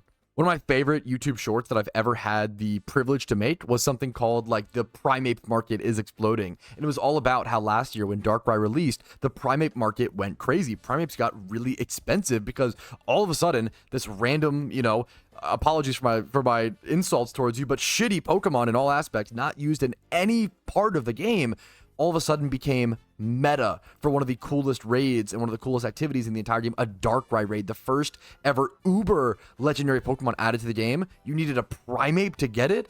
It was a cool moment in PokeMMO history. All right, I was trying to look for a breeder for this Spinarak. If I could just get Modest Nature on this thing, it would be the final perfect breeder that I need for this Larvesta. I'd have to make it male and get Modest Nature on it, but I just have nothing in my boxes that can do it, actually. So unfortunately, that will have to wait for another day. I'm actually going to drag this Spinarak over next to it, though, so I'd remember what a perfect breeder that actually could be for it. But our Mankey Hash, Adamant Nature, 2x31, that's going to be our final UT. I'm going to start throwing stuff in our party to go EV Train, 2v2 attack, 2v2 speed, and then we'll be ready for bright and early tomorrow for that Sinnoh story. And you know what? This might be the perfect time to go ahead and get my utility Pikachu going as well. I went ahead and taught it Surf. I'm also going to go ahead and teach it Sweet Scent over that. The only problem is I might not have it ready for today. I need to number one PP maxes Sweet Scent, which might cause problems. I don't know how many more PP maxes I have, if I have any. Actually, I have none in my bag, obviously. I don't know if I have access to any more in the storyline right now. And then I also would need to get Fly onto this thing, which is a BP move, and I would love to get this thing going at some point in the future. You cannot just teach Fly to Pikachu, if I'm not mistaken. It's more expensive, more complicated than that. You have to spend like 9,000 BP, which I do not have. So as much as I would like to have this ready to go today, I don't think it's going to be a today task. Very close, but we're missing a few major pieces, about 9,000 BP or so, and then a PP max, and it should be ready to go. Wait, I just realized I forgot that I have a Fly Ocarina on this account. I don't even need to get Fly onto this thing, actually, to make it a perfect, proper utility Pikachu. Oh, shit. I would just need the PP Max. Let me do a few calculations and some research. Okay, to give you an idea of how difficult PP Maxes are to get, and you only get one of them in each storyline, I believe, this is the easiest PP Max I have left to grab in the storyline run. It is somewhere in the Desert Resort in Unova, and it is deep in that little sand castle. So hopefully the next time I see you guys, I'll be digging up some buried treasure over at Relic Castle. Now, on the way to the Relic Castle, I ran into a Maractus, and this is the easiest Poke I've catch in my life. One quick ball, please. And bam, now we have a Maractus. Maractus is actually a super underrated shiny. If you ever find yourself having the urge to shunt something really interesting, really unique, something you don't see a whole lot, it's a really beautiful shiny. I believe it's a ×3 horde with Leppas. Are there none on the GTL? Just to show you how rare it is. There's literally none even on the GTL. But it looks like this. The one on the right is obviously the shiny. It's got some really cool colors going on with the yellow flowers and the pink accents, like really, really vibrant. Definitely an underrated shiny if you ever want to go for something unique. Unfortunately, just a decently expensive one to hunt since it is ×3 hordes with Leppas. But over to Relic Castle we go. Shout out to the items guide over on the PokeMMO forums, which tells you where every single item is in the PokeMMO storyline. I couldn't even imagine doing this without that. Unfortunately, the guide does look like this, so it's a giant block of text. But you know what? At least they included a hyperlink to the image that I showed earlier, so that'll surely help a lot in the finding of this PP Max. Alright, I think we made it. This is like the deepest I've ever been in my entire 12-year history of playing PokeMMO inside of Relic Castle. There is the PP Max. I don't know if I've ever been to this location before. It's like super deep inside. It's like a way out, I guess, from the very bottom. Wow, I don't know if I've ever been here. That's the Flare Blitz TM as well. I'll take it, hell yes. That gives me one of the final crucial PP maxes I'll need on the account. I'm going to go ahead and immediately use it on Sweet Scent. I've used pretty much every single PP max that I've ever gotten on this account on Sweet Scent, which is kind of funny. Yeah, it takes you out over here. Wow. Okay. But that should give me the ready-to-go Pikachu that I need. I still don't have Light Ball on this thing, which is kind of unfortunate. I would have loved a Light Ball to increase my damage, but I might just rock the Choice Spec. This should be fine for the situation. And now, because I went through all of this effort to get this Pikachu ready to go, I can now EV train 5 Pokemon max efficiency all at once using the XP Reamplifier. The only problem is I only had 4 Pokemon to EV train in the first place. That's kind of painful. Surely I could grab something else over in my boxes to EV train. I can't believe I didn't even check to see if I had 5 mods. But you know what? In the future, this will be an amazingly efficient invention. And you know what? Worst case scenario, I do actually have a ton of different Pokemon to speed EV train. I just don't know if I have anything to attack EV train right now. Oh, you know what? This is absolutely perfect. I actually do have... Wait. No, this is perfect. I forgot that I actually had other Magikarps I wasn't even thinking about. Wait a minute. I have King 5. Oh my, I have King 5 who's been over here forever, waiting to turn into a nice little storyline carp. Yeah, that's absolutely exactly what I want. So, okay, beautiful. This should work out nicely. I do actually have 5 Pokemon to EV train. Whew. Thank Arceus on that one. That would have been pretty embarrassing if I did all that effort for nothing. But now I should be able to go up here and EV train again. So I'm going to go ahead and do... Bouffalance up here over in Unova. The only problem is that if I run into a shiny, things could get really sketchy really quickly. If they kill my Pikachu, it's possible I just lose the shiny. Like, this is a very... There's only so much I can do here. It's the benefit of efficiency for the risk of the shiny, and I just hope that I don't run into a shiny here. It's unlikely, but if it happens, we'll deal with it, I guess. But this should be fine. So let's do it. Let me show you what it looks like. So now that we have Sweet Scent and our Discharge and everything in one slot, we can go ahead and get into a Bouffalance horde just like this. Just go ahead and discharge down the horde. I don't have Bouffalance on my Pokedex as well. Interesting. Just go ahead and discharge down this horde. Normally you would have Light Ball, which would actually increase your damage more, which I might need. I only did 97% to one of these Bouffalance. Huh. I'm going to get myself a Bouffalance. But as this Pikachu gets XP trained as well, it will become a lot easier. So I'm going to go ahead and stick here for now. It should be totally fine. And then every single Pokemon, all 5 of them in my party just got +10 or +8 there. Obviously, I missed one, but a ton of attack EV. So this is hyper efficient EV training on an Iron Man account, which feels awesome, dude. This Pikachu will be used forever down the road, and I'll eventually get up to level 100. But for now, I will just see you guys after I finish the attack EV training. I might change spots if these guys keep living, maybe over to like Nidorino and Kanto. Typical stuff. And this strategy is honestly only possible because of that fly ocarina that I got from the 4th place catch event with the Cofagrigus catch.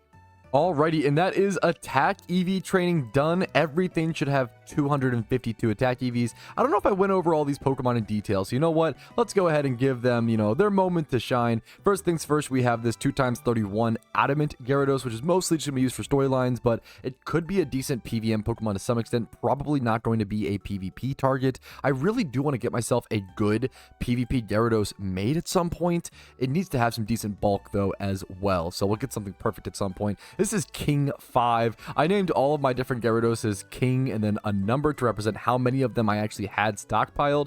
This guy's level 20 at the moment. This one's also level 20. Part of me wants to keep one of them, like, not go EV train it in speed to keep it level 20, but I'm hoping that the first gym in Sinnoh is maybe just easy and I can just carry on after that, because I don't want to mess up the EVs on these guys. I already have plenty of Gyarados with messed up EVs. I'd like to keep these ones decent. The funny thing is I'm going to have so many Gyarados at the end of all these storylines in my boxes that are like all level 56 with decent stats. But next up, we have this Mankey Adamant Nature, 2x31. We've seen this bad boy. We just bred him recently. He'll be great in raids, and then obviously in the storyline, kind of fun. This Scraggy we bred a while ago, Naughty Nature, 2v2 attack, 31 HP, 31 attack, 25 plus defense, 25 plus speed, and 31 speed depth. So very, very nice Scraggy. That came out Moxie. Could always change the ability if we need. I'll probably ability pill this one, for example. This is a Jolly Scraggy with 20 plus. I think I caught this one in the wild. This was a wild caught. Yes, wild caught, Jolly Nature. Really, like, mostly ready to go. Competitive strategy, Scrafty eventually. That will do well as well. And I think that's mostly it. That's all the Pokemon in a little bit extra detail. Let's go ahead and head over to, I'm trying to think for speed EVs. Do I want to go Rapidash? I could go surf down Rapidash probably with Pikachu. I'm trying to go to lower level spots though. I specifically kind of don't want that much XP on these Pokemon, so I'm going to be trying to use them in the storyline coming up. So let's just stick to this Minun spot over in Hoenn. I'm going to hope that I can just defeat the first gym in Sinnoh. The first gym is always max obedience cap level 20, so I'm not going to be able to actually use these in a quick set. After I evolve these, or after I finish speed EV training them, I'm not going to be able to use them against the first gym, but I think that's also okay. I should have something level 20 in my boxes I can just throw at it, so I think it's going to be worth to go ahead and, you know what? I might throw this Gyarados back in the boxes, not give it that speed EV training, and keep it level 20, just in case. We can also go ahead and teach both of these Gyarados Waterfall. They learn them naturally through their movesets, but I'd rather just learn them now so I can use them directly. Waterfall is going to do significantly more damage than Water Pulse in the storylines, since Water Pulse is special, and Gyarados is significantly more a physical attacker, as you can see. I'm just going to go throw this Gyarados over in my storyline box, and then just go grab myself pretty much any, I think, synchronized Abra. I can actually go double check to see what catch events are coming up to see if I need to EV train a specific synchronized nature.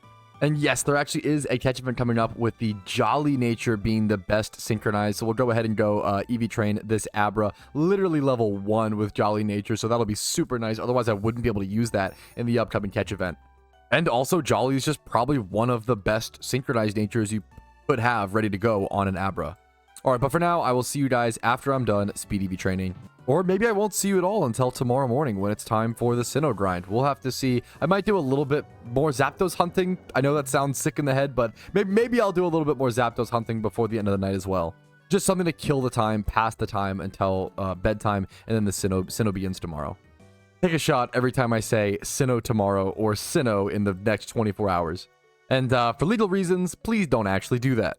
All right, I am finished all of my EV training, so I can plop all of these Pokemon in here until tomorrow. It's quite a few, 5 Pokemon ready to go. And there is also an Alpha Spawn over at Bond Bridge, so I'm going to go grab my catching Pokemon team and go grab that. And my Pikachu gained a little bit of XP as well, up to level 63. And it's an Alpha Sunflora. An interesting Pokemon. I think Solar Power might be its hidden ability access. It might just not be. I've always loved Sunflora as a Pokemon. Sunflora, Sunkern. Very cute, very weak Pokemon, which is kind of my whole MO. I love these things. Even if this Sunflora is not good, you know what? Very happy to catch it and get it into the, I guess I have it in the Pokedex, but having one in the box will be great, and have it as a male breeder will be nice. And it might even have, if it's early, its hidden ability is Early Bird. Okay, never mind. That's not going to be very relevant, but I can always ability pill it to Solar Power, which is it. I wish Sunflora was good in raids because of Solar Power. Unfortunately, it's still too damn slow. Unfortunately, this Pokemon does nothing right. It has no bulk, no speed, and when you combine its middling special attack with Solar Power, it like does some damage. It does damage, don't get me wrong, but it doesn't have anything else besides the some damage. Whoops, I just threw a random Dragon Claw out on this thing, and it killed it. So, yeah, Sunflora, even weaker than I expected. To be fair, I did forget that this Garchomp was the Choice Banded one. I thought it was the non-Choice Banded one, so I maybe wouldn't have declawed it with that in mind. We call that a skill gap, but back to Sunflora we go. All right, after a 15-turn battle or so, there is the Sunflora caught 2 times 31. I'm surprised I honestly haven't seen I guess the odds of it are about what, 1 in a 3, a 4. I haven't seen a 4 times 31 alpha yet, and I think the odds, I don't think I have, unless I'm misremembering, but yeah, I don't think I've seen a wild 4 times 31 alpha yet. It should be about a 1 in 78. I should actually be approaching that many alphas caught, so maybe soon we'll see one. That'd be really nice to see some really good IVs on a breeder. But mild nature, something interesting. This will just be a plant egg group male breeder for the future. Now, with any extra spare time, I might go do a few extra single encounters for Zapdos, but in all honesty, I'm probably going to take a break, go play some Magic the Gathering, watch a movie, do something else, anything else that isn't Zapdos hunting until tomorrow, and then we'll finally head over to, yep, you guessed it, Sinnoh. And honestly, just having taken a break from Zapdos for, I think, less than an hour, my mood has increased considerably. Just mentally separating myself from having to be locked into one thing. Man, it feels amazing, honestly. All right, and with these next few steps, this will be counter number 9,000 on the encounter counter. Of course, it's a wide duck ass. Just taunting me at this point. No Zapdos. That puts me somewhere around 20,400, 20,500 encounters drive, something like that for a legendary. Don't need to be too specific with a number. It's really just a guesstimation at the end of the day. But for now, I'll see you guys tomorrow, bright and early. I'm going to bed, getting a nice long rest before, you guessed it, the Sinnoh storyline. You know what? I find it only perfectly fitting that it is raining in-game on the morning when I start the Sinnoh storyline. I'm going to be jumping into it here in just a single second with the team that I've already gone over a million times. You guys don't need to see it again. I have my choice band and my choice specs in my bag, so I can go ahead and equip them and actually use them in the storyline here in a quick second. I do have my level 29 Heracross. Whenever I transfer over to the region, all of these Pokemon will be sent back to my PC, and I will only be able to reclaim them again when I'm at that PC. But for now, I might see you guys every now and again for quick little checkups, but I'll be doing the Sinnoh storyline guide and locked into it for the next 12 to 18 hours, depending on how it goes. Hopefully, I'll see you guys very soon. I actually almost forgot one quick thing over on the Iron Man. I need to go buy two different, at least one Dragon Dance TM. I think two different ones. Two Dragon Dance TMs for these Scrafties, because at least one. We're going to do at least one, actually. That's like really important for this Pokemon, right? Scrafty cannot be nearly as good of a storyline mon without that Dragon Dance. That Dragon Dance is what makes him so strong, because he's too slow. Unfortunately, Scrafty has like 50 or 60 base stat speed, and the only way he's able to overcome that speed and push through with all of his damage is due to Dragon Dance, and I believe it is a TM move only. So I'm going to go grab that Dragon Dance TM right now before I forget. I don't need to learn it onto the Scraggy right now. I can save it for later, but at least we'll have that, because it'll be way more difficult to come back to Unova to go buy that TM once we're already in the region. Okay, I'm currently picking my starter Pokemon, and I had a freaking panic moment, dude. I could not remember for the life of me what other starters I picked in the other regions, man. I've played so many storylines so many times. I have my favorite Pokemon, the ones that I picked for efficiency. I couldn't remember what I had picked. I had to go back and watch my own PokeMMO VODs. Thank Arceus I did this series and recorded all of this, or I might have made the mistake and picked up a third fire type Pokemon, which would have impacted my ability patches for the rest of the account. I almost made a major mistake, but thankfully I believe if my viewings are correct, I need to actually pick up Turtwig here and go for a second grass patch. That will leave me with 2 grass patches, 2 fire patches, and 1 water patch after completing the entire Pokedex.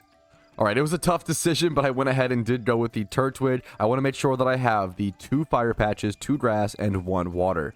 Getting a few quick catches in while doing the Sinnoh storyline to get myself some Pokedex progress, just great balling a Shellos, because why not? I've caught 2 different Pokemon with 31 IVs as well, a Bibarel and a Starly, up to 256 caught OT in the Pokedex. So this will be nice Pokedex completion, passive progress.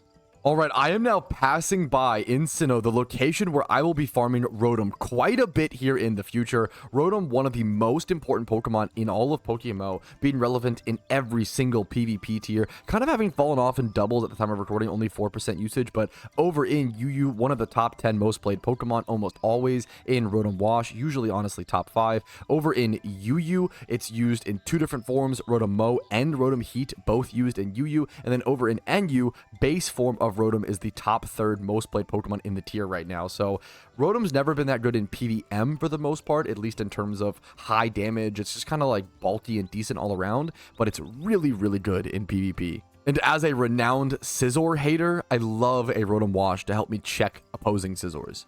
All right, another really relevant Iron Man unlock. We just got access to being able to use the Defog HM. We don't actually have the HM itself quite yet, but we just unlocked access to being able to use it outside of battle. Defog is really important because it's a very, very relevant PvP move, allowing us to clear things like Stealth Rocks and Spikes and other entry hazards, which are obviously very powerful in PvP, as well as Defog is used and needed for the Heatran raid. So thankfully, we have that now, and that's the only place you actually can get Defog is as an HM in Sinnoh. So that's a huge unlock. Shout out to Bonefish Jr., who is clearly a very smart person, saying, yo, YouTube, remember to hit that like and subscribe button as well. Even go check out my other channel, RetroPad, if you want to see more Petrowski content that isn't just PokeMMO. What a smart fella. But in seriousness, I do appreciate you watching, man. That is just such a kind way to say, yo, what's up? And I appreciate it, man. Let's add a Buizel to the Pokedex. Why not? Another Pokemon caught and added into another 31 as well. I've caught 3 different 1x31s while here.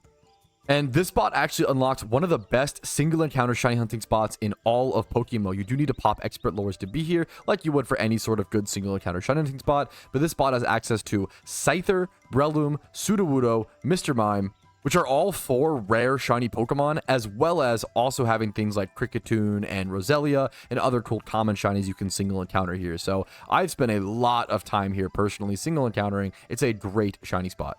All right, I'm at the point in the Sinnoh storyline where I would actually head over to Jubilife Town normally and go help out Cynthia, but I'm going to take a quick second to go XP train my Pokemon a little bit. My max obedience level is currently 43, so I need to be careful not to over-level them, but as you can see, a lot of my mons are actually under-leveled, even my main Gyarados only being level 39, so I'm going to fly over to Pastoria City. Thankfully, I have access to fly in Sinnoh now. I have access to Pastoria City. I've unlocked a ton of access in the region already. We're up to 5 gym badges. I'm going to head back over to Hoenn.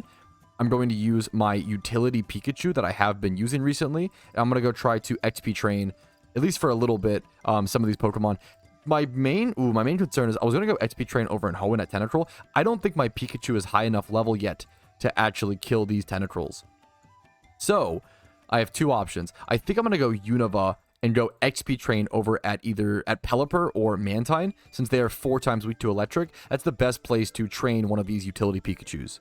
All right, so over to Undella Bay we go. We have ourselves our Pikachu with Choice Specs in the lead. I'm gonna head over to this eastern part because if you're in Undella Town, you get Mantine, I believe, and if you're in Undella Bay, I believe you get Pelipper hordes. Pelipper is a defensive Pokemon, so it's gonna be easier to kill with Discharge versus Mantine, which is a specially defensive Pokemon. So we can go against these Pelipper hordes. They are 4 times weak to electric. We can go ahead and discharge them down. We have our XP reamplifier turned on, and boom.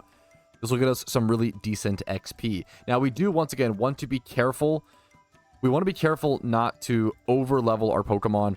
Our max obedience was level 43, and if we level over that, they'll be unusable for a little bit of time. That would be really, really, really unfortunate, so we desperately want to avoid that. This is on my Heracross. I actually really, really want Brick Break on my Heracross to actually have a fighting stab move, so storyline is going swimmingly, don't get me wrong. It's just a pain in the butt. I've been up since around 10 a.m. working on the storyline. I'm at gym badge number 5, and it's currently 2:40 p.m.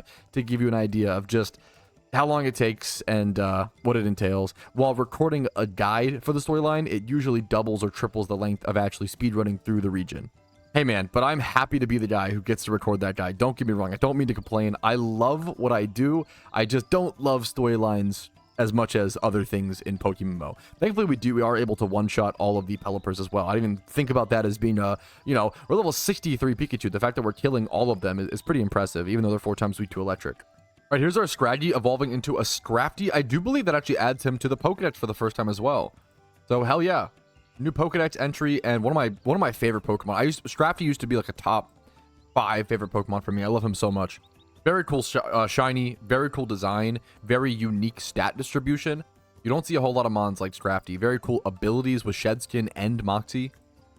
All right, and this horde right here should bring me to level 43 on my Gyarados, and that's why I'm going to go ahead and stop since it is my level cap. I could keep going, like pushing the border of level 44 and gain experience on all my other mons along the way, but it's just not worth risking it. I'd rather just go ahead and cut my gains, not my losses, cut my gains. At level 43 here, a bunch of mons have gained a lot of XP. I can head back over to the Sinnoh storyline here in a quick sec. Get Crunch on my boy Scrafty over here, honestly. Massive power up there, hell yeah. And while I'm thinking about it, I'm going to go grab an ability pill to go ahead and put Moxie on my Scrafty as opposed to Shedskin. That'll make it much more deadly in the storyline. Rest in peace to 35,000 more Pokeyen, but you know what? It is worth it to make the storyline easier, and it's probably what I'll be using as well in PvP/PVM when I eventually get this suited for that. There we go. Moxie, one of the coolest abilities in Pokemon in my opinion. But back to Sinnoh Jail we go. Okay, I was just crunching some math and I went back to the beginning clip of this episode on the Ironman account. I started this episode with 416 hours played. I now have 467 hours played. Using the calculator on screen, if I do that simple math, we end up with 51 hours played this week. It is Thursday. It is in the middle of Thursday. I have played over 10 hours a day throughout this entire week. And that's nothing crazy, but what's driving me crazy, I'm finding some way to still complain about Zapdos during the Sinnoh storyline. I'm so fucking sorry. But the fact that I've played over 51 hours and I never got my Zapdos, I never got my legendary, it's the lack of progress, or at least the lack of feeling of it that is, driving me a little wild. Hopefully we can get Sinnoh done and get back to it. I have that little bug in the back of my brain. It's acting up. Maybe it means I should go try it, and it means I will get Zapdos. I don't know, but for now, I'm going to stick to Sinnoh. Sorry, I just had to get that one off my chest. It was eating away at me for a quick sec. The hours played. I'm very happy. I am proud of it, to be fair. Not proud of the lack of progress. I was just passing through this area. How rare is this spawn? I didn't even know that you could get Riolu at Route 216 in Sinnoh. Yeah, I literally got one encounter here and got the rare spawn Riolu. I feel like I've got to catch it now. I mean, that's awesome. That's actually a great Pokemon to check off the Pokedex, dude. Hell yeah. Okay, it did break the Quick Claw, which does terrify me because there's no way I can chip this thing down without killing it. I'd be really surprised if I can catch this from here. This immediately became infinitely more difficult. I'm gonna try. I'm gonna come like Rock Slide it or something with my boy Pat Ricard. Rock Slide did do 58%. Okay, that does chip it down. I don't know if I have a way to put it to sleep or status it in any way, unfortunately. I am fully just hoping for the best here. I think my best strat is to just like Ultra Ball here. There's nothing else. I think just Ultra Ball until enough turns pass to where I can Timer Ball, but we're very far from that. All right, somehow 2 Ultra Balls was all it took. I am impressed by that, but there we go. Riolu added to the Pokedex, caught. Honestly, really solid IVs. 20 plus HP, 20 plus defense, 20 plus SPDEF. Fantastic start to a Lucario breeder. What sucks about breeding Lucario is that every time you want to breed it down, you have to actually use happiness to evolve the Riolu, which is a pain in the butt. And then after doing that, you have to evolve it into Lucario just to breed it back down. And then if you breed it back down, you have to level it back up again to be able to breed it back down again, if that makes sense. It's a huge pain. How did I get 3 encounters there in 3 walks? Snover is another new Pokemon, though. If I could Quick Ball this could be added to the Pokedex. I'm going to go for it. Hell yeah, man. A new Pokemon added.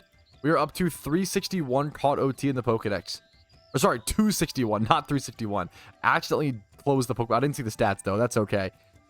Pokedex entries are honestly huge at this point. Once Sinnoh is done, I probably prioritize Pokedex entries being done or Pokedex completion a lot more because that's when I can actually go unlock. I feel like I can go catch everything to go unlock Mount Silver, which is like end game reward content, which would feel so cool to unlock Mount Silver on an Ironman account. I can't imagine. I'm sure there's a few people who have done it because anyone who's gotten Heatran has unlocked Mount Silver, but it wouldn't surprise me if there's 5 or less, maybe 10 or less Ironmen in the whole game that have Mount Silver unlocked.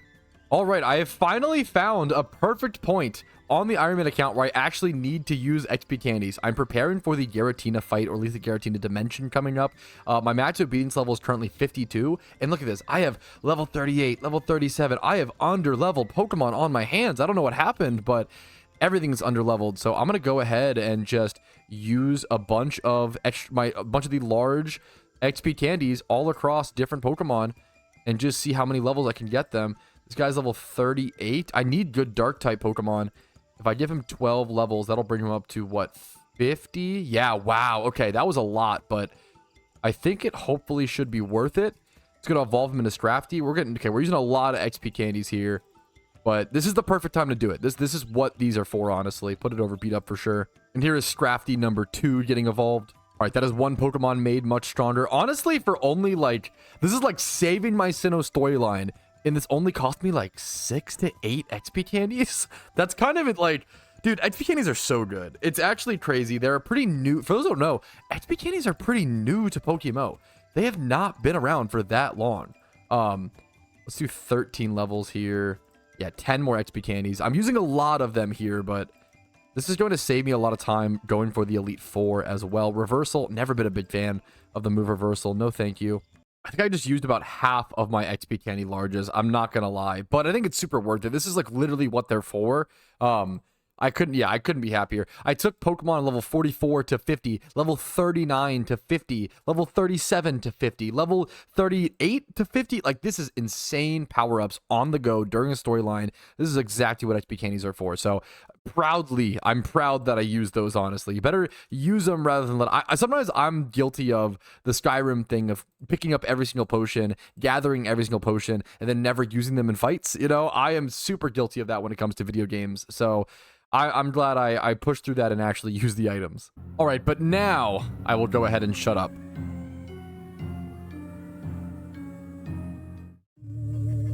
Because this is a pretty darn cool scene in Pokemon, and you don't get to see it every day.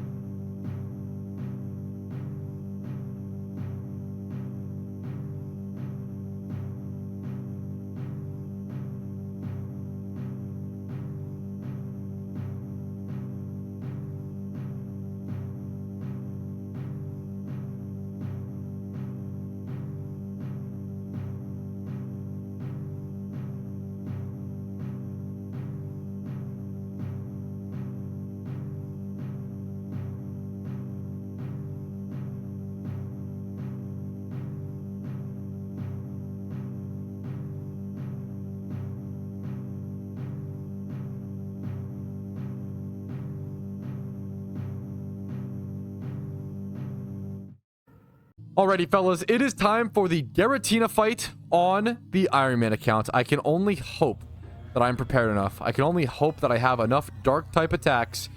Let's go ahead and jump into it. This is a notoriously difficult boss fight. I used a bunch of XP candies to give myself better positioning in this fight. I have 2 different Scrafties.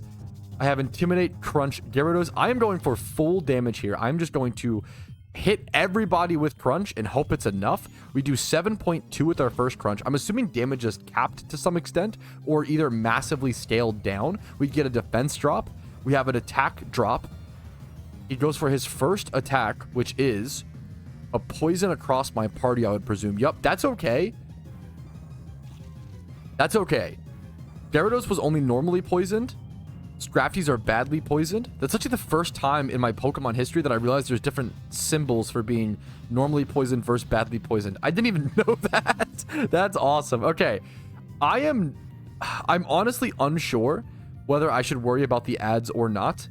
I think I'm going to try to not. I think I'm going to try to just crunch through them. I just did 28% damage with Crunch. I think I should just ignore the ads. Holy shit. Do I just win? Is the fight over? Wait, that's insane. Did I just was that 2 turns? Did I just 2-turn Giratina? Holy, okay, I didn't know that was, I was scared of this fight? What the fuck just happened? Excuse my, excuse my foul mouth, but what? I was petrified, terrified. Use potions, use revives, break the bank account. That's the whole fight? Are you serious? PokeMMO breaks my brain. The storylines are so confusing. There were so many fights that were so much harder than that. 2 turns? Huh. I'm currently starting the 8th gym badge in Sinnoh on the Iron Man, dude. Whew, it's been a long day, but we're getting it done. It's just, that's what storylines are all about. I can't believe I might get it done. Probably not in one day, but I'll get to the Elite Four. That's usually my goal, is get to the Elite Four in one day, do the guide, finish it the next day. Okay, awesome work. We're almost done, fellas. On the Iron Man, dude. Yes. All right, I have revamped my team entirely for the rest of the storyline. We are fully on Gyarados squad, all my different kings over the different storylines that I've done. Level 60 on a few of them. And then I have 4 different Gyaradoses and then a Gliscor level 59 that is decently competitive. And we'll see how this does us towards the Elite Four. But first we have to get there.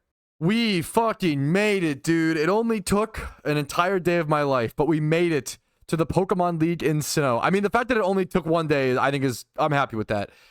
This has been beautiful progress. I still have to beat the Elite Four, but that will wait for another day. I'm going to go to the movies with my wife. I'm going to spend some IRL time, and I'll come back and I'll finish this on a beautiful new day after a breath of fresh air and some grass touching. As much as I hate them in the moment, these days where I do these storylines are some of the most satisfying days I have in PokeMMO. It is so empowering to push through something you desperately don't want to do and get it done. It's just really important to being human, and it's really important to PokeMMO, and it's really important to progress. And as always, the important reminder that all of this was done without trading or using the GTL. I also now have 470 hours played. Beautiful. Completing Sinnoh is going to give me a little bit more BP in my battle point stack, which will be fantastic. It's gotten me some extra Pokeyen. It's gotten me the new best place to farm Rotoms, one of the most powerful Pokemon in the game. It's unlocked Honey Tree farming for me. It's unlocked True Pokedex Completion, which opens up Mount Silver, opens up ability patches, opens up new Alpha spawns and Swarm locations, opens up new crucial catch events. It gives me a new Safari Zone to farm good Pokemon. It gives me the ability to farm incredibly powerful Pokemon consistently, like Gibble, Gabite, and Garchomp. I just can't say enough how much Sinnoh gives the account. Even the worst region completed in the game is the best region. Every region just adds so much and is so absolutely crucial to your PokeMMO progress. You've got to get them all done.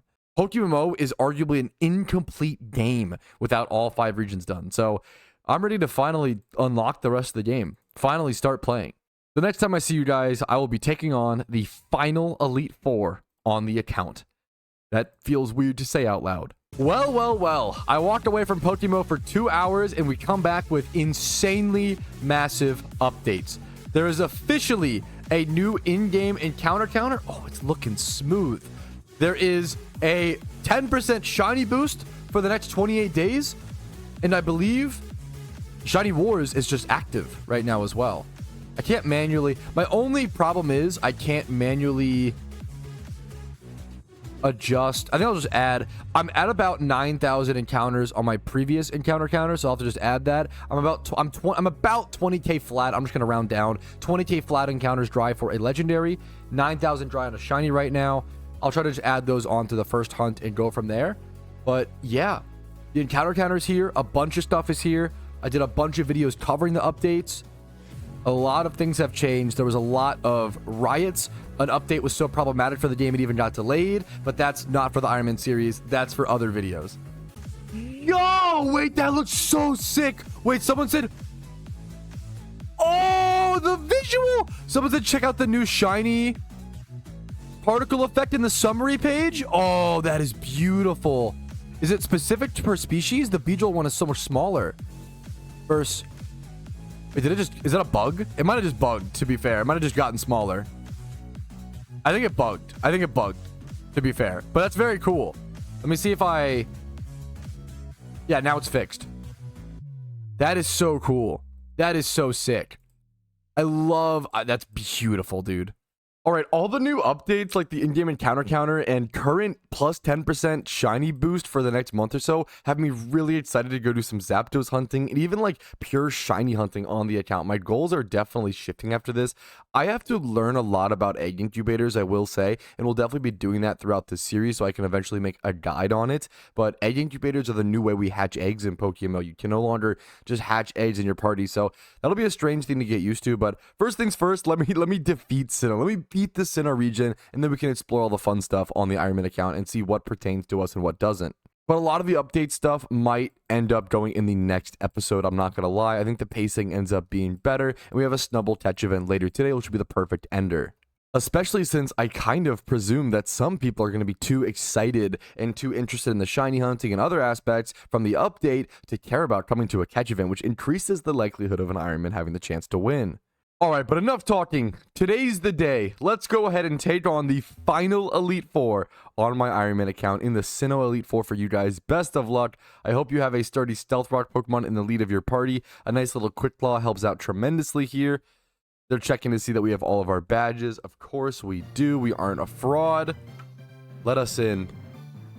Let us fight the 4 top dogs. Okay. They're letting us through, fellas. Up the elevator we go. And let's stop right before the first door because I have something important. All right, let's go ahead and jump into our first fight. I love my Stealth Rock lead. This should be Aaron, I believe is his name. I'll be taking you guys through every single step. Here we go. Drapion lead. We know about this Drapion. We know it has Crunch, Poison Jab, Earthquake, and Ice Punch. We flash our Quick Claw too. I'm going to go ahead and set up rocks. And then if he flinches me with this Ice Fang, I still have another chance, actually. Freeze would be unfortunate. Nice. We get our rocks up. For those who don't know, rocks are super, super good against... super powerful. We just love this thing. We sacrifice this thing now. But rocks are super good against Elite Four members because it allows you to get a bunch of chip damage, break focus sashes. There's a lot of bug flying types that'll take like 50% damage on switch into these rocks, like Yanmega and Vespiquen when fighting down Aaron. Next up, the question becomes, do we want to set up against this? Do we want to bring in a setup Gyarados, aka Zoomer, who wants to set up Dragon Dances and pop off, or Boomer, who wants to punch a hole through things with Choice Band? Set up or boom. Even though Drapion's a very offensive Pokemon, and I'm kind of scared of the Sniper ability, being able to get an Intimidate switch in with my Zoomer Gyarados, and then go ahead and go for one Dragon Dance, he can only really hit me with... I was honestly the most scared of Poison Jab there. Ice Fang is totally fine, only did 8% damage as you can see, which is honestly ridiculously low. I think I'm even going to go for one more Dragon Dance now. And this should totally sweep the entire fight. I think even one Dragon Dance there might actually sweep the entire fight. 2 makes it unbelievably guaranteed. If he froze me there, that'd be really unfortunate, but that's the risk, I guess. This should unbelievably one-shot. Yeah, Waterfall will one-shot, and then after everything takes chip damage from Stealth Rocks, everything will get one-shot as well. I'll just show you guys the clips from the KOs from here on. Also, here's Vespiquen taking 50% chip damage from the rocks. Yup, that's insane. And here's me destroying the poor Bee Queen. In comes Yanmega doing the exact same thing, breaking its focus sash and taking 50% damage from the rocks and getting obliterated and outsped. Then Heracross comes in, taking about 25 or so percent, a little bit here. And then Waterfall should absolutely one-shot. Yep, obliterated. 1 Pokemon left. Scizor, my most hated Pokemon of all time, still should get obliterated by this strategy. See you later. Even though it's a pretty bulky boy, even Scizor can't survive this. And that is already the first Elite Four member defeated. That is preparation meets execution. I mean, to be fair, the execution's really easy. You just set up Stealth Rocks and set up Dragon Dance and pop off. But there we go. Elite Four member number 1, dead. All right, it is time for Elite Four member number 2, Big Bertha. Let's see what she's got to offer today. The main thing I'm scared of is Gliscor's electric coverage in Thunderfang. Also, Golem has a pretty insane set. Golem has access to Sturdy Custap Berry, so I actually can't get the... That's actually unfortunate. I'm not going to be able to... I got my Quick Claw. It's honestly relevant.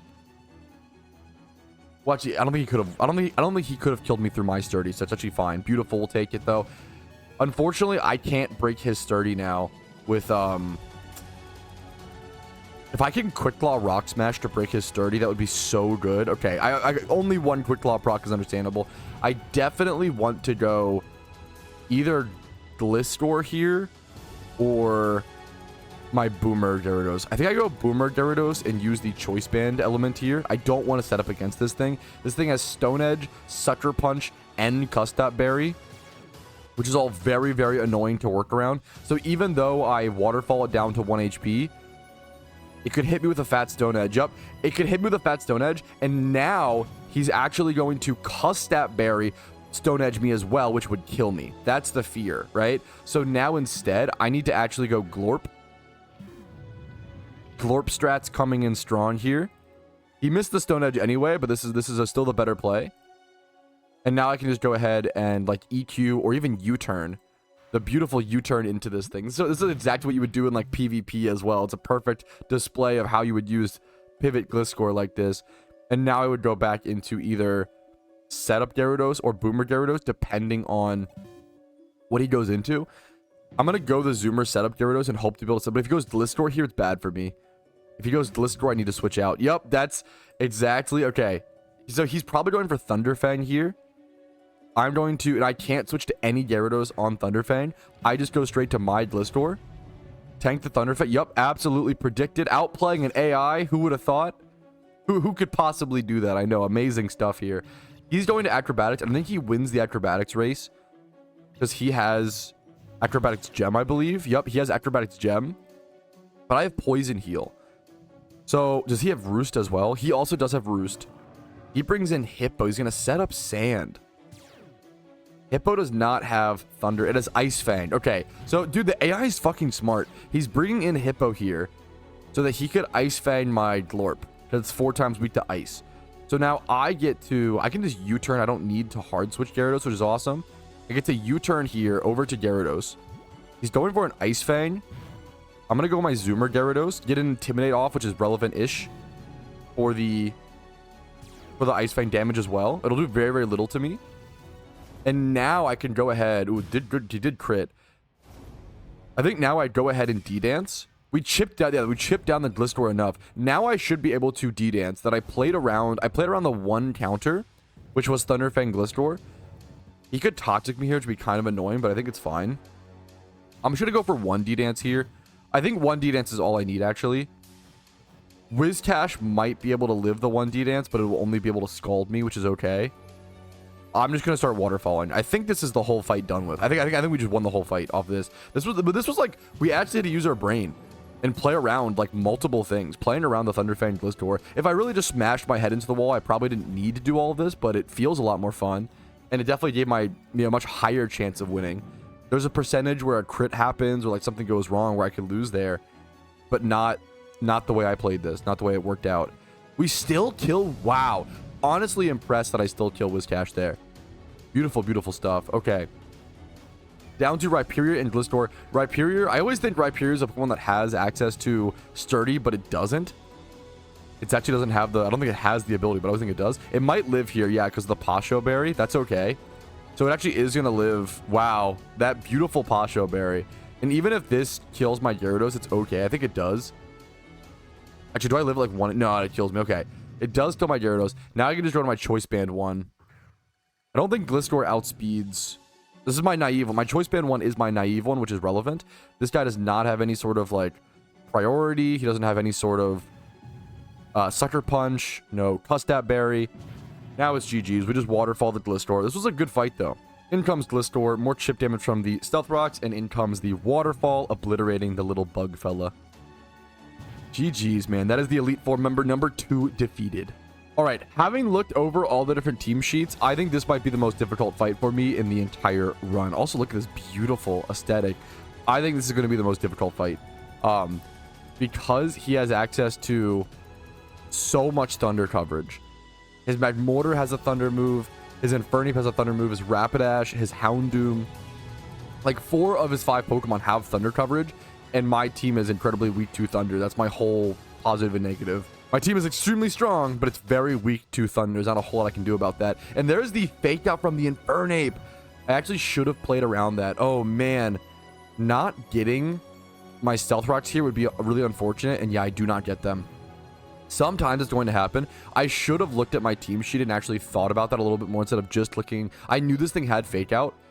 I should have thought about it a little bit more. That was a mistake on my end. This thing does have Thunder Punch, so I just straight up cannot set up against this. I'm not going to be able to set up against a lot of this. I have to bring this in and go for, just straight up go for the Waterfall and hope that I outspeed. Thankfully, I do outspeed. I was really scared I don't outspeed there. Thankfully, we do outspeed. What Pokemon is next determines the flow of the rest of the fight. Houndoom comes in, does have Thunder Fang coverage and Destiny Bond. And a Focus Sash that is now not broken because my rocks did not go off.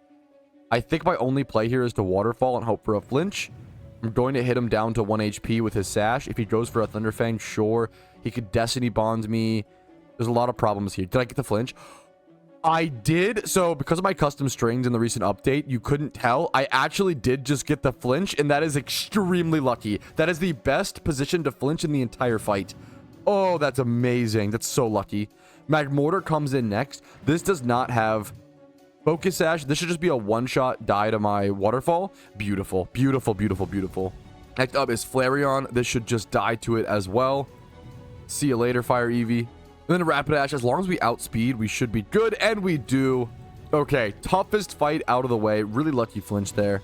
Beautiful stuff, beautiful stuff. I could have arguably gone to Gliscor on the Houndoom turn, but I think it's worth to chip it. The problem is the fact that it has Sash. I have to chip it. I can't just, you know, it's a problem otherwise. And he could have gone for like foul play. I think it probably would have been a better play to go Gliscor there, but it worked out. I think risking the flinch chance is worth it. It's 20%, which is not irrelevant at all. All right, next up we have Lucian. Let's jump into it. This is the psychic trainer of this. I really need to set up rocks here. It's actually very relevant. He could Zen Headbutt and flinch me, or Ice Punch and flinch or freeze me here. There are two different ways he could stop me from getting up my rocks, but I think this is still my best chance is to just go for it off the bat here. If he gets the freeze or flinch, then fair play. It's going to happen sometimes. We do get our rocks off. Beautiful. It's really important to get our rocks off here because Alakazam has Focus Sash, and we need to chip Mr. Mime down because Mr. Mime has... Alakazam has Focus Sash and Counter, and Mr. Mime has Citrus Berry Thunderbolt. So there's a lot of situations. I actually get my rock there. I could have maybe Rock Smashed, but we should be fine regardless. I'm pretty sure I can just super safely go set up Gyarados here. I don't think I'm afraid of this delayed by any means.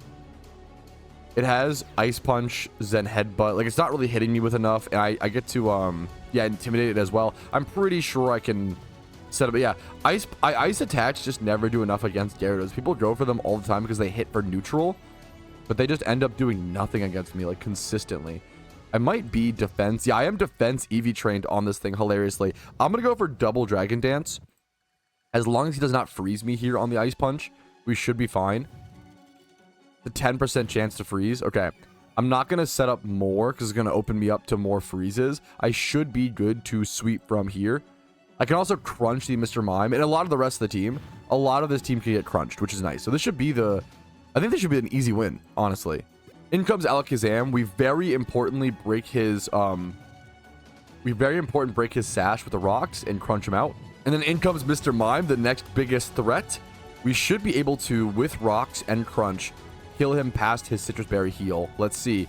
He has Thunderbolt otherwise. Yeah, we got him. Boom. And then in comes Espeon, who's also getting boomed. And now the final Pokemon left, Bronzong. I'm sorry, fellas. Fella, it is your time to go. See you later, you big metal beast. I do love your design, okay? But for now, peace, Reno. We are moving on to the final fight of any storyline run that I'll ever do. Not only is it the final fight of the Sinnoh Elite Four, this is the final fight of any Elite Four I will ever do on this account. It may be in PokeMMO for a very long time. And here it is, the moment of walking up to the final battle, the final storyline fight on the Iron Man. Have you been keeping well? Thankfully, I've been pretty good. But let's see how you're faring, Cynthia. Let's see how your team is faring today. I'm worried. I very well, if I'm going to lose at a fight, it's this fight. Her team is intense. Togekiss lead. How do I feel about Togekiss lead? I don't love it. I might need to switch, actually. I think I have to switch here. Because it probably goes for Air Slash, which has a 60% chance to flinch me, which is going to not allow me to get rocks up. I think I switch here. I either switch to a random off-center Gyarados. I think I go Boomer Gyarados and look to blast a hole with my Choice Band Waterfall through this thing. The Intimidate's irrelevant. There's the Air Slash. Yeah, I don't want to set up rocks into Air Slash, unfortunately. We go for Waterfall here and just hope for Massive Chip. I don't think I one-shot. Yeah, I do not one-shot. Citrus Berry procced. Do we kill post-Citrus? We do kill after Citrus. Okay. We basically trade a lot of HP. We trade a lot of HP on our Gyarados, but we take out the Togekiss. I think that is worth it. But it depends on what comes in next. Incoming is Melodic. I need to sacrifice something to be able to bring in my Geodude. I should be able to safely rocks against this. Do I want to sacrifice a different Gyarados? Do I sacrifice this Gyarados and then revive it later? I think that ends up being the play, since this is the banded Gyarados. This thing also has competitive, so if I switch in another Intimidate Gyarados against it, it's actually really bad. It'll boost its damage. So I think I just let this banded Gyarados go down. Go for Waterfall. If I get a really lucky flinch here, I could actually kill this, I believe, right? Which would be disgusting. Don't flinch. Don't do it. I think I did. Oh, that's gross. I hit the flinch. That's disgusting. Oh, that's so unfair. Why do I always hit the flinch at the perfect time? Dude, oh my goodness, that's gross. This account has been so lucky. This is why I'm dry on the legendary hunt, because I'm so lucky in every other area. I can't even complain. That's so lucky, man. That's a total... I love this trade. Absolutely love this trade. Now I can go into my Geodude. He has no way to, like, paralyze me, flinch me. He has no way to stop me from setting up rocks here. And setting up rocks is still relevant because he hasn't brought out Lucario, which is really good. The fact that I'm still getting up rocks to prevent his Lucario from getting Focus Sash is super relevant. He has his own rocks he could bring in here, which is kind of hilarious. I'm just gonna go for like a Rock Smash here, and if I get I could get like a defense drop, I guess, but it shouldn't matter too much, honestly. I almost want to switch here into a Gyarados, but I don't think it's worth... Okay, he keeps missing his Fire Blast, though, so maybe it was worth. Give me a defense drop. I don't know if the defense drop matters at all. He's already so low on HP. There's no way switching here is correct. Yeah, I should just let him Fire Blast. Okay, boom. Now, do I say... He has Fire Blast, Declaw, Earthquake. I just set up against this. Yes, I 1,000,000,000% just set up against this. I bring my Gyarados in. I get the Intimidate off. Yeah, this is the perfect... I could even actually have danced around my Gyarados a little bit. What I mean by that is like switching in multiple different Gyarados to get Intimidate procs. But the AI might read that and might switch out. He could Fire Blast burn me here, which is the next thing to be afraid of. How many Dragon Dances do I need becomes the next question. I don't think I'm ever one-shotting Spirit Tomb. I think I just start attacking. I think I just... The fact that if Melodic was still around... I would probably go for more Dragon Dances to try to kill that. But I think since I'm almost never one-shotting... Spirit Tomb's going to be a 2-hit KO. I almost never one-shot that. I think. Maybe if I like triple or quadruple Dragon Dance, I could, but it's not worth it. Yep, I'm killing Lucario. Yeah, we're fine here. This is the play. He could Extreme Speed me here, but nope. He's just going to die. Hell yeah. Beautiful. Okay, 2 Pokemon left. It is... Roserade and Spirit Tomb. Roserade we should be able to kill. Ooh, do we actually with only 1 D-Dance? Maybe no, with Crunch we do. We should be able to. This should definitely kill. There's no way this lives. Yep, beautiful. Okay. Very frail Pokemon. Finally, Spirit Tomb comes in. I'm just accepting the fact that I'm going to have to 2-shot Spirit Tomb. If this 1-shots with Waterfall, I would be flabbergasted. Are you kidding me? No way. After 1 D-Dance? Gyarados is insane. That's actually like ludicrous that 1-shots after Stealth Rock Chip with only 1 D-Dance. Only 1 D-Dance? 33,000 Poke-Yen, 3,500 BP. Congratulations, ladies and gentlemen, kings and queens, people of royalty. Nice job. Nice work. Hell yeah.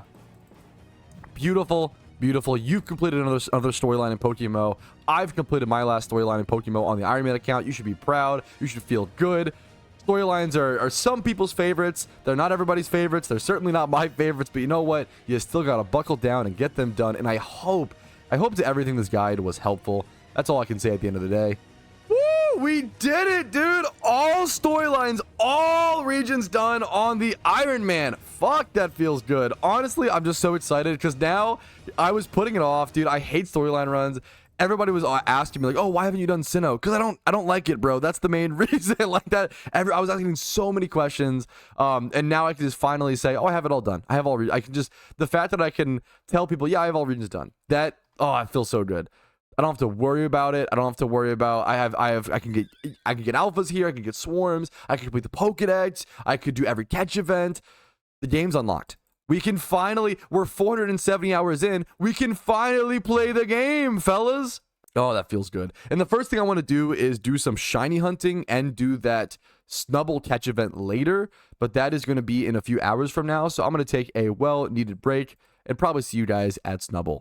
All right, I am currently adventuring down to this Cradily Swarm, and there's this Pokeball really quick, so I'm gonna go grab that, a Max Elixir, sure. I'm gonna pop a Repel for the rest of this run, because it's kind of, I keep running into so many encounters. You can see in the top right-hand corner, my encounter counter actually has officially started tracking, which is really cool.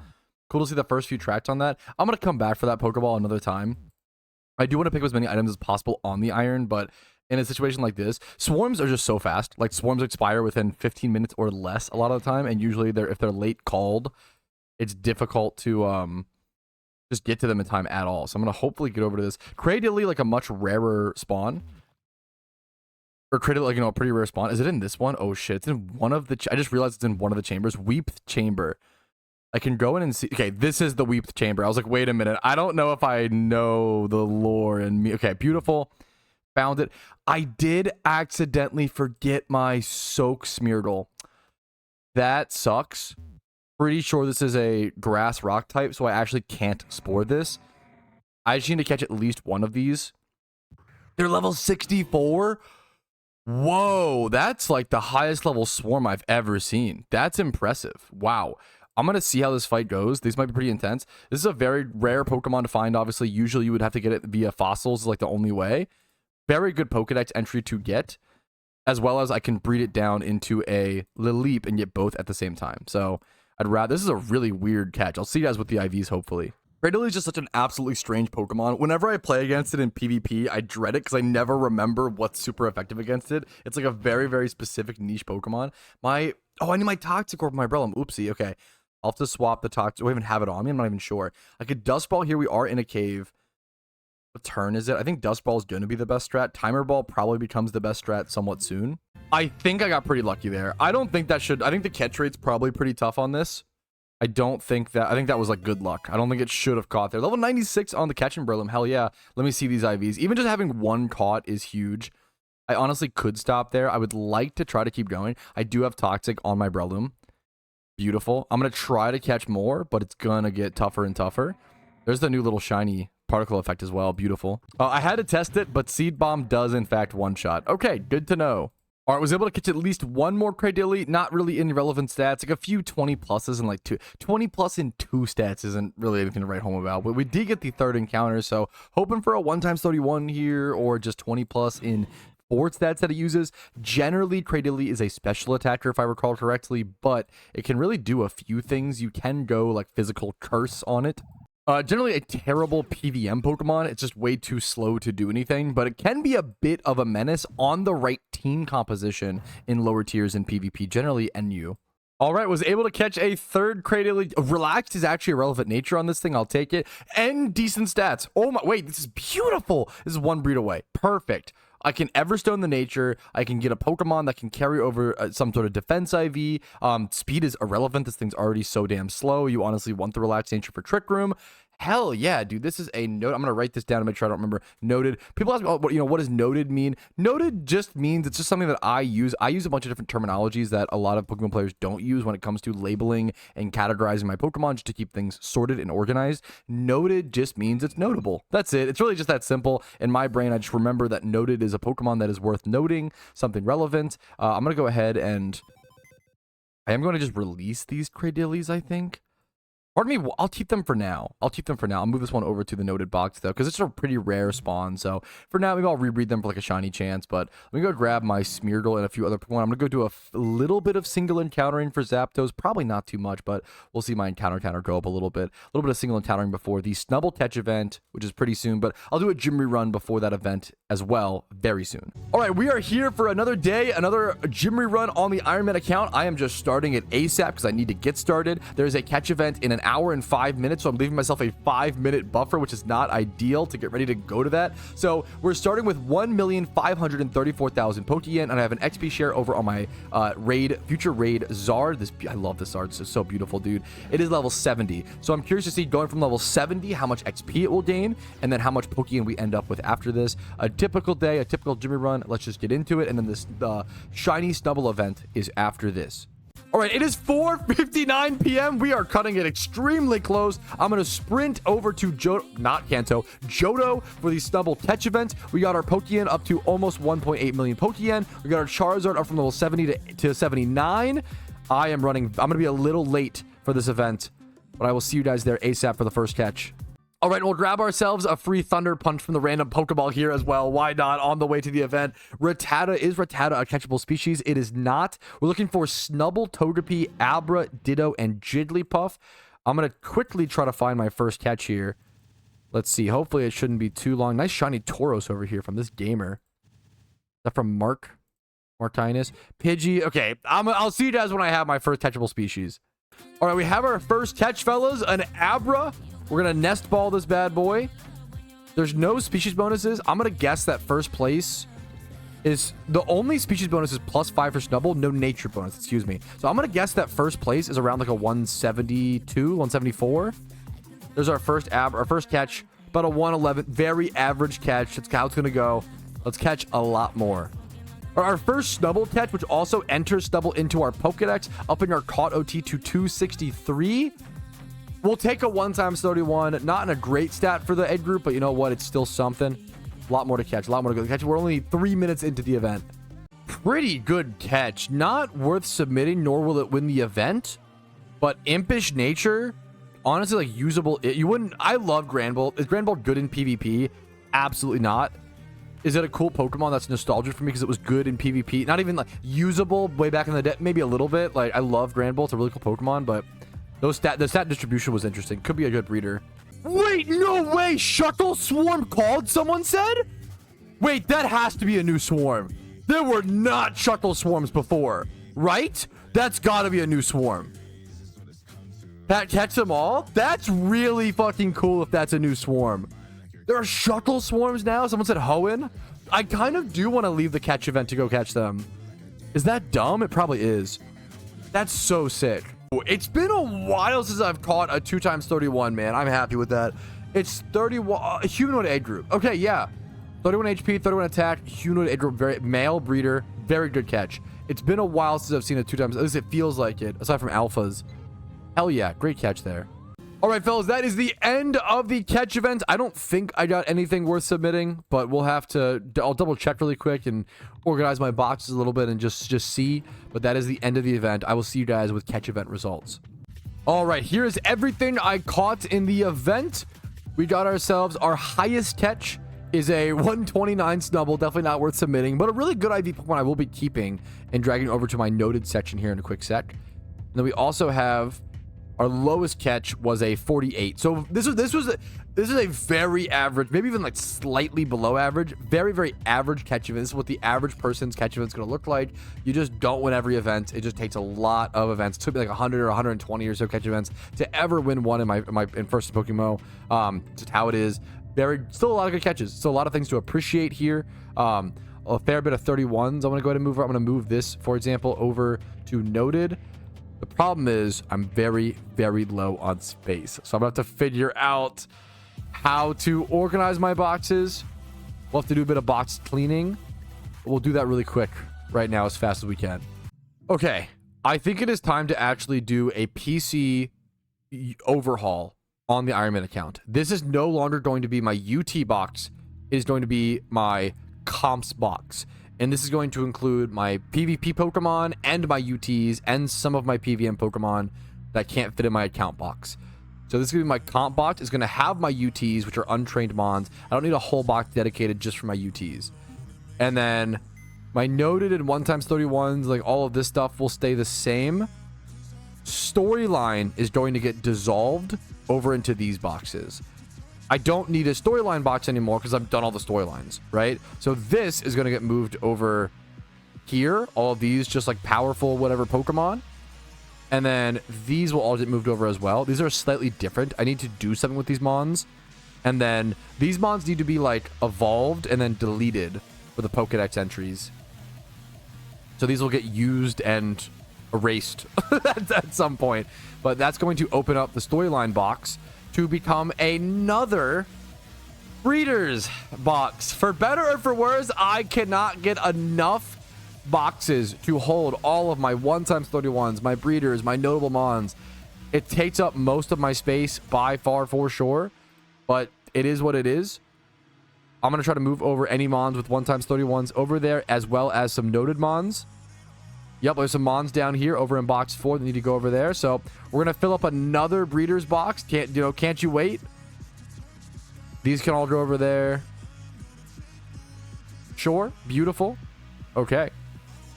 And then everything else, I'm going to have to release a bunch of stuff. So I'm going to start filling up my release box, and we'll do a nice big mass release. All right. I did a lot of box sorting. I have quite a few Pokemon to release. First things first. Just obliterate these 60. See you later. 60 Mons. Cleaned. Gone. Peace. Goodbye. And then 12 more on top of it. I didn't even box sort everything, but that's 72 Pokemon erased off the face of the planet. You gotta clean out the boxes, fellas. And now all of these, we'll keep these here. These are separated for a reason, but these you can just go over here. Beautiful. All right. We have if we move these over, it would be 2 boxes or less. So we have 2 boxes or less of Mons up here. That is ideal. Beautiful. Awesome. Boxes are a lot cleaner, which allows us to actually play the game. Hell yeah. All right, catch event results are here. 4th place with a whopping 16-pointer, Skitty Prime. Congratulations, dude. Very low catch, 16 points. 3rd place with a 170, caught with 4 minutes left in the event. Maddie JQ, congratulations. This implies there was a tie for 2nd and 3rd. 2nd place, caught with 40 minutes or so, 44 minutes left in the event. Another 170, and then whoa! So yeah, the score, holy shit. 3rd place, 170. 2nd place, 170. 1st place, 171. Wow, that is a very, very close event. And this event also looked very similar to like normal scores, well, to some extent for an event, in terms of like the highest score being 171. But wow, 170, 170, 171. Even in an event like this, it was still super hyper competitive, which is what we've been seeing a lot of recently with the new era of catch events. So crazy results. Congrats to everybody who placed and or won. You love to see it. There's been a lot of community increased involvement in catch events like this, which is awesome. I announce catch events every single day at the beginning of my live streams and in the stream recaps. So if you watch the stream recaps, you will always keep up to date. Skitty Prime is in YouTube chat. Congratulations, man. Hell, you're on the 4th place, dude. Well. Now that the stream is over, the catch event is over, what a week it has been. I almost started this outro by saying what a month it's been, not realizing that all of this was in 1 week's time. It's been a crazy week for me in PokeMMO. First things first, I started this episode at 416 hours played, and I'm now at 475. I'm not very good at math, but that's about 60 hours of PokeMMO in 1 week, which isn't anything crazy. I think it's kind of crazy a little bit to play that much of a video game, even though it's my job and yada, yada, yada. It's a lot of hours, but to do that many consistently on the Iron Man so far, that's what's been so cool and so fun to me. I'm very proud of that amount of time spent, even though a lot of it was running back and forth for Zapdos. I think this episode is such an interesting dive into the psychology and like the mind of a human, and how so much of it I felt like a failure throughout not getting the Zapdos, even though I was putting in good efforts, good time. But then now that I have Sinnoh done, now that I got 1 region done, I did 1 massive task that I hated to do, but I got it done. I feel amazing. I feel like this episode was a massive success, and it's just so interesting how it can go from massive failure to massive success in my mind, even when things don't change sometimes. And that's what a lot of MMO grinding is just it lets you sit with your thoughts and simmer with your thoughts and reflect on things. That's what you're faced with when you grind back and forth and run back and forth in any sort of MMO, let alone PokeMMO. But enough ramblings of a madman. Let's jump into our PokeMMO Iron Man goals and see what we actually achieved and completed. First things first, the intangibles, or rather less tangibles, especially now that my encounter counter is forever changed. I'm currently 9,250 or so encounters dry for a shiny, and around 20,000 encounters dry for a legendary. I'm going to be picking up those numbers from this point forward with the new encounter counter. I'm at 1.8 million Pokeyen, and we already went over my time played at 475, almost 500 hours now. And then my Pokedex, I'm decently up to 263 caught OTs. We're making good progress, very passively there. And I now have 4 shiny Pokemon on the account with my Tentacruel, my Beedrill, my Ponyta, and my Catch Event 1 Corsola. But now time for my favorite part of every episode, the infamous notepad document. What did we complete? Sinnoh complete, our first tier 1 goal. Get that off that list. What can I even say about completing Sinnoh that I haven't said already? I just really don't like storyline runs. I don't like that it's just sitting there following instructions like a robot for like 2 days generally. It's just not my cup of tea. I hated quests equally in old school RuneScape for the same exact reasons. But moving on, tier 1 goals. Catch Articuno, Raikou, Zapdos, Entei. I am still, one might call, maidenless. I'm legendary list in PokeMMO, or at least I have to be fair, I do have Moltres, excuse me. I'm not totally legendary list, but I'm legendary list over the past 2 months or so, and I do want to break that streak here. Hopefully next episode we got to just keep going. Surely I don't go too much drier than like 25k. I feel like that's got to be the peak of dryness for a legend. Hopefully I don't regret saying those words. But moving on, amulet coins, dittos, didn't do these. Light ball, I still need to get the really good quick goal I need to go do at some point. Raid Primeape, I did do. I actually got myself an awesome competitive and raid Primeape while also doing the storyline. It's not perfect in terms of PvP, but honestly, Primeape is such a frail Pokemon that I don't know if it really matters, and it honestly is perfect for raids and for PvM. Vital Spirit's the exact ability that I need. Close combat is what you're spamming. You use Vital Spirit to prevent yourself from getting put to sleep by Darkrai in the Darkrai raid. So I have a Darkrai raider officially, which feels pretty cool, man. One of my favorite times ever was the rise of Primeape when that raid released. But that's really all of the tier 1 goals. I don't really have anything else really achieved for better or for worse. That's just the reality of it. On to tier 2 goals. I don't think I've done any of these. Maybe this one. Not berry farming, ability patch, hard scales, nope. Choice scarf, nope. I still don't feel like I have a proper PvP team built around each other. I could throw a PvP team together, but it wasn't like purposely compositioned to like match each other's weaknesses and stuff, so that does not count to me. A 5 times of 4 times 31 or 3 times 31 like good Pokemon breeds. I might have this. Let me check. I have been doing a lot of good Pokemon breeding, so this one might actually be achievable. Our Gliscor was wild caught. We didn't count that last time, right? I believe. No, this was hatched. So our Gliscor is 1. Or you know what? Our Gliscor technically doesn't count, because it is 2 times 31. I think I'm going to do something in post. I don't love to do this, but hopefully my reasoning makes sense. What I'm going to do is I'm going to change this to 2 times 31 and 25 plus, because that's how I've always recommended people to breed their comps. You don't generally do 3 times unless it's a tank and you want 31 defense and 31, like all the defenses and HPs. Most people are building their comps as 2 times 31 being 31 attack and 31 speed, or 31 attack and 31 speed, and then 20 plus or 25 plus in the bulk, the defenses, right? So Gliscor still does not count for that, but I am going to go ahead and change that goal to that. Gliscor does not quite have 25 plus in the stats that it needs, but it's pretty close. I could even adjust this maybe, like, but unfortunately, I don't think I can count Gliscor here. The ball picks very much counts. This is definitely one.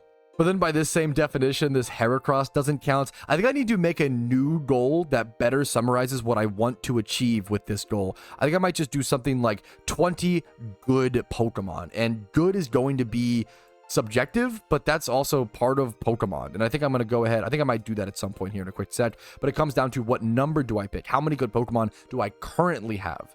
You know what I think I'm going to do? I'm going to go ahead and do 5 new good IV Pokemon, and this is going to be a repeatable goal. I think that's the next step of the Iron Man account. The more we get into the end game, I have to worry about goals that are done achievable over and over and over again, so it encourages me to actually still progress things, but also not harp on the wrong kind of goals, right? Kind of similar to like my gym reruns, right? I've been doing like, 20 gym reruns is a goal. I want to encourage myself to do my gym reruns, but if I do my gym reruns every single day and that doesn't work towards a goal on my notepad document, it feels bad when it comes time to the conclusion, even though I spend about 5 or 6 hours throughout the week doing gym reruns, if that makes sense.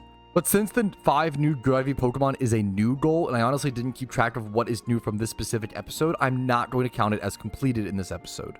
But based on these rules, these have to be 2 times 31 and then 25 plus in other stats. Pokemon's bred, I only have 4 of these. I have my Charizard, I have my Vulpix, my Gliscor, and my Scrafty. I've bred a lot of very good Pokemon, but none of them fit these very specific standards that I need to complete this goal. So it kind of once again makes me think that that is not the best way to word that goal. I wanted things to be objective, so I couldn't be like fudging the goals or have people think that. But yeah, unfortunately, another goal not achieved this episode.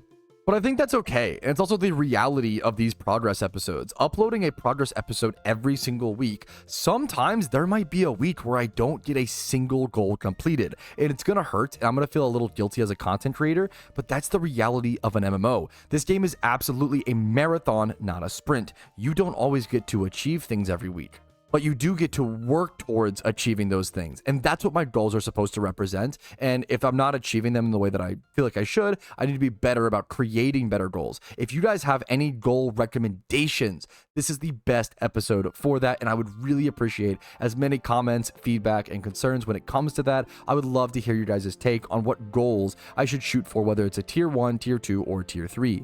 I did complete one more goal though, and that is getting all regions done. I did add that one in post, but come on, that has got to be a new goal. I mean, that's my nightmare. That might be the hardest goal of all. Not really, but you get what I mean. So I only ended up completing 3 goals in this episode. Getting Sinnoh complete, raid prime up, and all regions done. And all regions done in Sinnoh complete are kind of the same goal. Going dry for Zapdos has totally, or legendary at all, has totally changed the pacing of this series. And whether you love or hate that, that's what PokeMMO is all about. This game is brutal. This game is harsh. This game is indiscriminately unfair. And that's how it is. I've gotten extremely lucky on this account in a million different ways. RNG giveth and RNG taketh. And all you can do is not give up and keep trying. That's what's within your control. So I'm going to run my ass back over to Pattern Bush, and I will see you guys next episode on the Ironman account. This Zapdos is going to feel so good when I finally get it. Thank you guys so much for watching, and if you made it to the very end of the video, it means the world to me. Like the video if you enjoyed it, dislike if not, share your genuine feedback critically and constructively in the comments, subscribe for PokeMMO videos every single day, as well as weekly progress episodes every Sunday on this beautiful Ironman account. Follow me on Twitch for streams Monday through Thursday at 12 p.m. ET, where I'm usually streaming the progress live, as well as some catch events on the weekends. My Discord's down below if you're interested in that. And if you want to go above and beyond and support me this month, the truly best way to do so is with HelloFresh. If you can afford it, you want to spice up your weekly groceries, try out some new ingredients. I love HelloFresh. They're an amazing product that I used prior to being sponsored by them. You get 50% off if you use my link in the description to sign up for HelloFresh for the first time. If you're someone who enjoys cooking, or maybe they don't even know if they like cooking or want to get into cooking, I think everybody should have some basic level of cooking knowledge. HelloFresh is a great way to learn. They ship you all the ingredients that you need and the perfect instructions straight to your door. You can cook the meal at your own pace, make it for you and a partner or a spouse. That's what I love to do with my wife. And it can make a really nice, cute, romantic dinner date if you don't really know how to cook something from scratch or don't even know where to begin. Or maybe you are a really good cook, but you still want to try something new or experiment. I always rant and rave about how HelloFresh taught me how to zest lemons and limes and how much that can make a dish pop. HelloFresh supports my content and allows me to focus on making the best content possible by not having to shill out to some sort of mobile game company that I don't even like or care about. I can actually talk about a product that I enjoy and have used myself and something that I actually believe in, while also hopefully giving you guys a good deal and supporting myself. It's a win-win-win. But Twitch Primes, YouTube memberships, all the subscriptions, you guys know the deal. All that stuff is amazing as well as PayPal and Venmo donations. Thank you guys for your time. Thank you for watching. Have a great day and good luck on your Ironman accounts. I've seen so many of you guys do amazing things. Keep it up. But for now, peace Reno. Yo, what's up? Outro Petrowski here, and I wanted to take this time to say thank you to everyone who goes above and beyond and supports my channel. Your names are all listed here. You make it possible for me to make helpful and mildly entertaining content for the game that I love and make it available for free for everyone to enjoy. Thank you so much for allowing me to even be here.